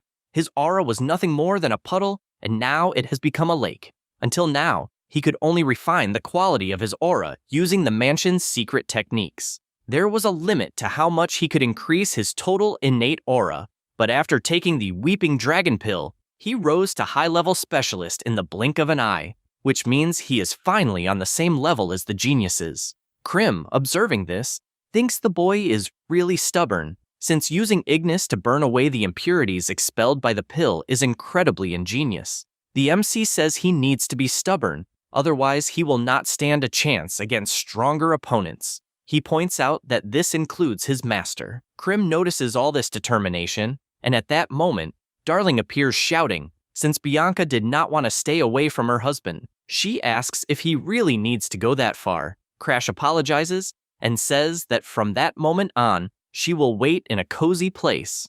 Darling gets emotional, since apparently having a fiancé is really nice, and says that maybe he should get engaged to Charlotte, or, even better, become Crash's boyfriend. The MC gets irritated with this nonsense and asks if he wants to get beaten until he turns straight. Darling laughs at this and asks if he will enroll at Raherm Academy next year. He says yes, and his friend says he will enroll first, so he will become his senior. The MC is surprised, since he remembered that Darling did not go to the same academy as Charlotte in the past, and comments that Raherm Academy does not follow a standard grading system. The boy says he already knows, since you cannot advance to the next class if you do not pass the exams, and says this is the perfect opportunity to be with him and Charlotte. The MC asks if she is really going to the academy, since as far as he knows, she was traveling the world to fight global corruption. Darling says it is just intuition, since he has a strong feeling that Charlotte will enroll that year. Then he says he is excited for them to be together next year and tells him to prepare well. The MC gets annoyed with this overly affectionate behavior between men and shouts for him to stay away. Meanwhile, at Valheim Mansion, a man reports to the head butler that the MC has returned to the Green Pine Mansion. She says she understands and orders the mansion to be informed that Crash's exam will take place in 1 week. She becomes excited about it, as she is curious to see how much the boy has grown. Time passes, and the head butler meets Crash and says he has grown a lot since the last time she saw him. He greets his great-aunt in return. This is Catherine, the head butler of the Valheim family. She asks if he received the news through Iliad.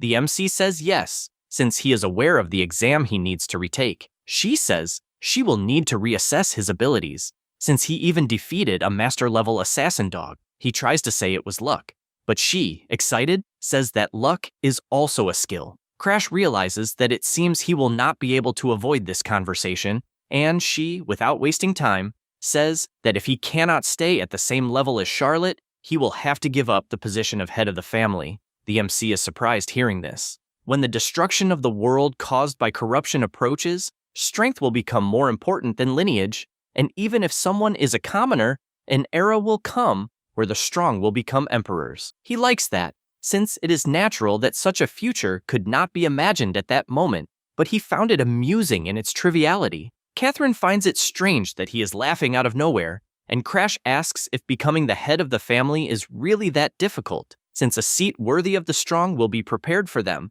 and tells her to start the exam already. The old woman is speechless for a moment and remembers that the Crash from a year ago seems completely like a different person, and says that apparently he has reached the specialist level. She begins to draw her sword from its sheath and says that if he makes her step back even once, it means he passed the exam. He is sure it will not end with just one step, but he is not too worried since she is at the master level, and so he says he will begin. She finds his stance strange and wonders if it is quick draw, since the stance greatly resembles the sword demon. She knows this because she was the one who made the scar on his neck, as she was someone of first class, and before continuing her thoughts, she is startled when she sees the MC vibrating his aura inside the sheath and concludes that it is definitely the stance of the sword demon. He concentrates more and more and begins to draw his sword with black flames. Instantly, he launches his quick draw skill,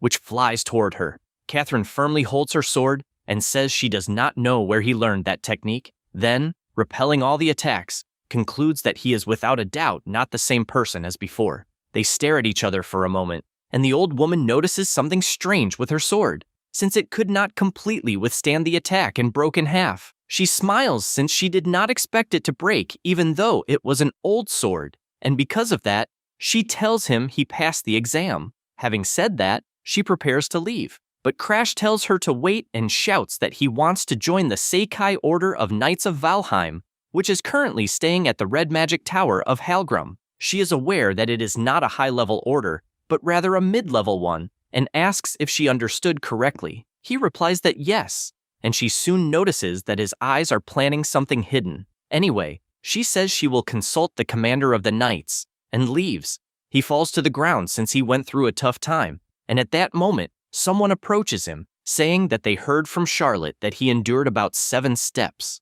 Immediately, Crash recognizes that voice and asks if it is really his father who is there. His name is Balrog, Martial Emperor, and head of the Valheim family. The MC immediately feels that overwhelming presence, and Balrog says that the hesitation disappeared from his eyes and tells him to rest since it seems he has grown very well. He is surprised hearing those words and wonders if his father came to the mansion just to say that. Balrog says that they are returning to the Forbidden Territory. 3 weeks later, in Halgrim, a free city of the Red Magic Tower, Bianca says that she is finally getting to know that city, but Crash tells her to be careful because the mages of that place are all magical supremacists and despise anyone who is not a mage. She says she has already read that in books, and that is why the Red Magic Tower, where the King of Flames resides, became the greatest tower of magic. He is surprised since she knows it well. In addition, he knows that it is the place where the most dangerous regressor is.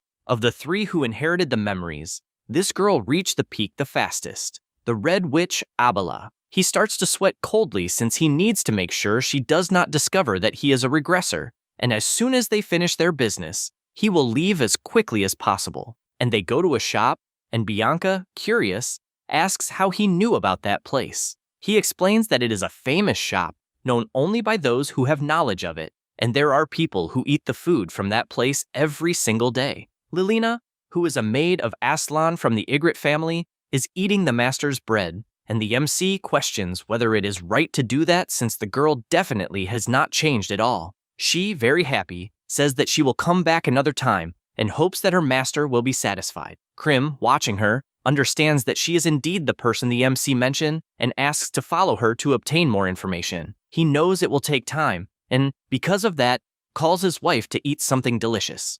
After doing that, the two leave the restaurant, and the crow appears, annoyed that they ate without him being present. The MC asks how it went, and he replies that after what happened at the mansion, he discovered that the grandson of the Emperor of Flames, Aslan Ygritte, tried to take his own life. The maid was upset about that situation, and all Aslan asked was to be left to die in peace since there is no longer any reason to keep living. The maid told all of this to the crow and asks what he thinks they should do. This is because 1 week ago the boy tried to poison himself and right after that tried hanging, besides not eating anything, and if he continues like this, he will definitely end up dying, and she laments it since her master was not a weak person. Suddenly, the MC appears asking if he wants help with that. He says that he thought Krim had been getting chubby lately and found out who was feeding him. Having said that, he introduces himself as Crash, the youngest son of the Valheim family.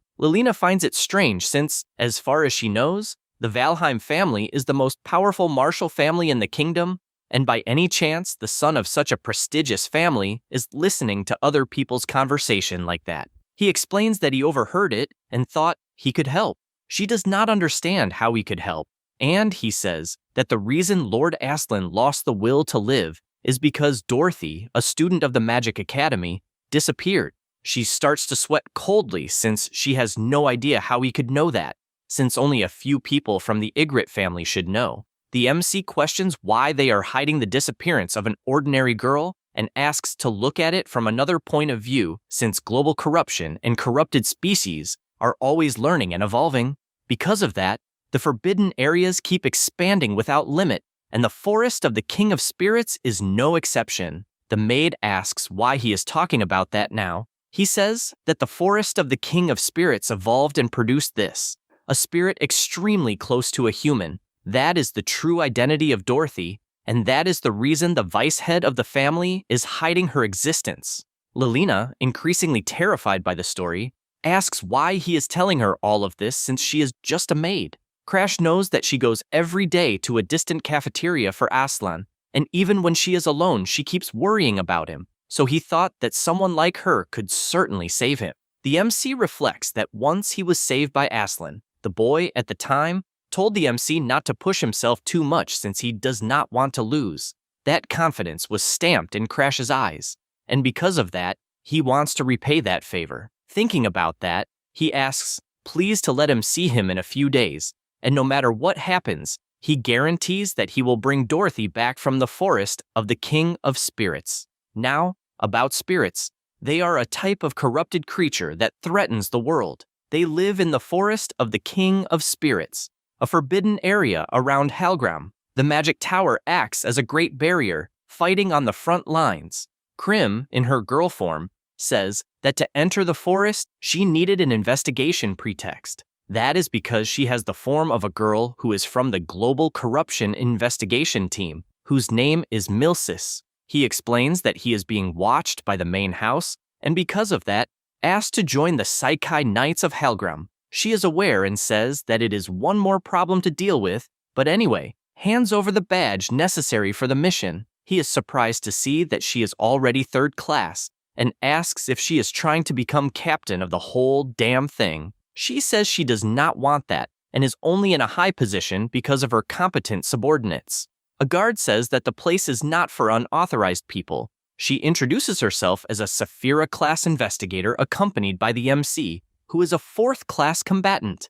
The guard realizes that they are indeed called for the investigation, and just asks them to be careful since the luminous pole of the spirits is dense that day. A little after entering, Krim asks to go back, and the MC says that she has been acting strange since the previous day, and that is bothering him. She reveals that a long time ago, a subordinate of the Ygritte family took a spirit out of the forest. That subordinate and the spirit traveled together. The MC asks to wait because it sounds like the story of the first spiritualist. As soon as he says that, the spirit of chaos appears on his back. This is the spirit of chaos. When the first spiritualist left this world, the spirit, without understanding death, believed it had been abandoned. Alone, it lost control, and in just one night, an entire city was destroyed. The Ygritte family had to take responsibility, and since then, making contracts with spirits became taboo, and they came to be creatures that must be exterminated. She says that apparently the monster wanted to return to the forest to recover its original form. However,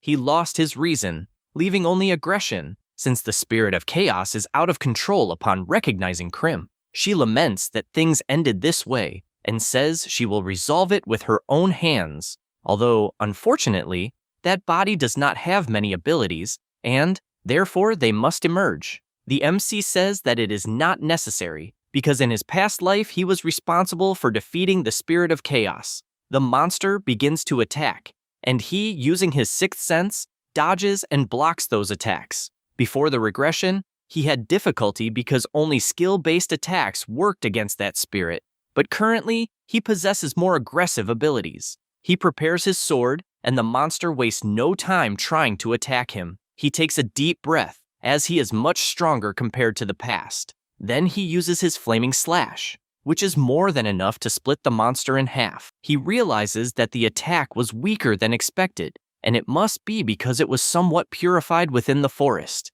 He uses his black hood to absorb the spirit's curse, since he possesses a surreal regeneration. He feels relieved, as he can now absorb the power of corruption without needing to destroy it. In its final moments, the spirit asks if it is Agni who is there. She says she wanted to talk one last time and waited all this time because she believed she would never abandon her. Immediately, Krim runs to embrace her and apologizes, as she did not think she should interfere, since she is now nothing more than someone who observes the world through her disciple. The spirit tries to say something, and Krim says that instead of taking care of the subordinate who has a limited life, she should have taken care of her, and now she is sure that was what everyone wanted. Having said that, she apologizes, as she truly feels sorry. Sometime later, they return from the forest, and the maid asks if the crow has lost weight, and if perhaps Crash is not feeding it.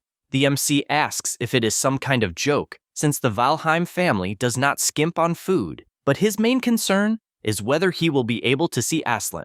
She first wants to know if he has found a way to locate Dorothy. He replies that yes, although it is still not perfect, because to summon her, he will need her help, and that of Lord Aslan. She says that the plan is simple. She will give an artifact that can pass through the mansion's defensive magic, and with that, he must go to Aslan's room when everyone is asleep. Since the boy has the dark lunar physique, he lives with his day and night reversed. With the plan already in motion, Aslan hears something in his room and asks if it is Dorothy. The MC, already in his room, asks if he really wants to see the girl that much. Without thinking twice, he says yes, even if he has to sacrifice everything. The MC removes his hood as he wants to make a deal and demands the delivery of the dark lunar physique, in addition to promising that he will sacrifice himself in the spiritual forest in a few days. Then, if he does so, he guarantees that he will bring Dorothy back to life. Aslan begins to sweat cold, as it seems more like a demon is standing before him. The MC asks what kind of rudeness that is, since if he were a demon, he would have torn off his limbs instead of suggesting a deal. Aslan says that he had already planned to take his own life, so this request for sacrifice is a good condition for himself, and also questions whether he even knows what the dark lunar physique is, and, if so, is still asking for it. Crash replies that he obviously knows. Basically, it is someone born with the yin energy of the moon. It is a cursed constitution that forces someone to live in cold shadows for their entire life and can only move at night. In other words, it is a fatal constitution for the Ygritte family, which needs to master yang energy, the energy of fire, but for him, it is the perfect material to break his limits. He asks if that explanation was sufficient and then introduces himself, as each one is a useless member of their own family. In addition, he asks if he is not curious about how he will bring Dorothy back to life. Aslan becomes a bit apprehensive, but accepts the deal, wanting to know more about it. Aslan Ygritte is someone born into the Ygritte family, masters of fire magic. The boy could not use fire magic because of the dark lunar physique. One day, his grandfather called him to say that he had removed him from the list of candidates for successor. The boy's mother, outraged, questions the old man if he is really going to strip his own grandson of the right to be the family's successor, as that is too much. This is Agatha, interim head of the Ygritte family. Her father says that he does not accept this as the head, since he cannot let the red magic tower fall just because she spoils her grandson too much. In addition, he throws it in her face that if she had not married someone with yin energy, none of this would have happened. He also says that he heard there is a girl named Abella in the Red Magic Tower who has talent for fire magic, and since he believes she does not intend to have more children with her husband, he suggests adopting this girl as a daughter. Hearing all this, Aslan is left speechless, especially with his grandfather calling him useless.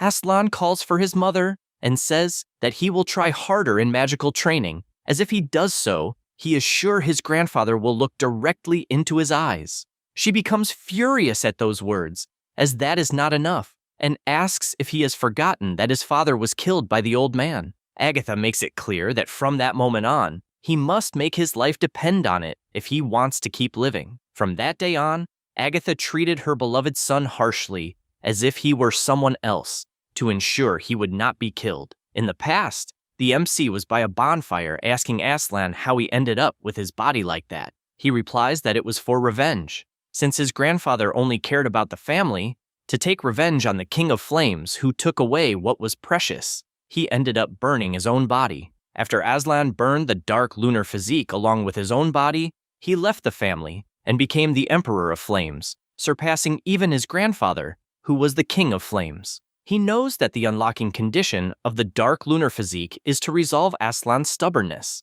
The MC realizes that the condition has not changed from the past, and that the boy is definitely stubborn. Aslan says that not even the Ygritte family, which manages the forest, knows how to revive spirits, and, even without having any idea how Crash knows, he understands the plan, and will also tell Lilina. So, in other words, he asks if he should simply hand over the dark lunar physique. The MC replies that unfortunately, he cannot take it at the moment, and will take it when he is truly ready to deliver it. Aslan thinks about it, but agrees anyway, asking him to return so they can carry out the plan. The MC leaves, and the crow asks why he is following such a troublesome path. The MC says that he cannot stop the destruction alone, because before the regression, Aslan tried to erase the dark lunar physique and died at 24 years old after burning his own lifespan. It was before the worst-case scenario happened. A talented individual of the blue generation was lost in vain.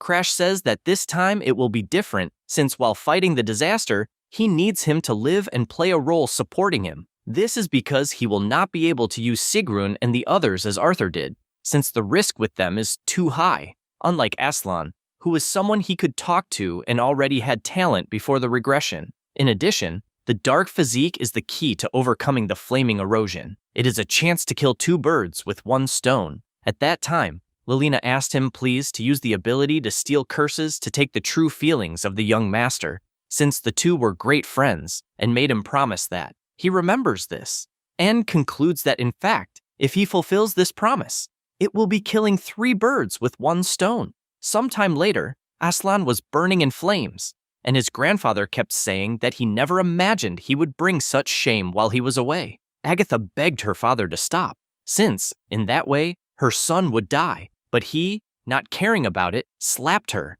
since the boy had entered the forest to burn himself to death. Then, as a direct descendant of the family, he asks how many times he will try to kill himself until he is satisfied. Aslan laughs at this and replies that he does not care, since, regardless of what he did, the old man never had eyes for him. But at that moment, he is finally looking. Aslan makes it clear that he did not care about the family's honor or anything like that, and the reason he had stayed away from the mansion these days was to find the missing Abella. All he had was his kind mother and his friend Dorothy, and the old man took everything from him. He begins to cry, since he lost everything under the pretext that it would be for the good of the family, and if he is going to die anyway, then he will drag the family name into the trash. The old man does not accept this and activates his magic circle, ensuring that he will kill him just as he wishes. Agatha screams for her son, and at that moment, the MC appears, cutting the fire in half. Then he throws Aslan to the side, and Lelina takes him so they can escape immediately. She says that in his pocket there is a letter she received from Crash, and he must read it. He takes it in his hand, and the instructions are to follow the crow until reaching a shining lake. Once there, he must place the crystal inside the egg of the King of Spirits.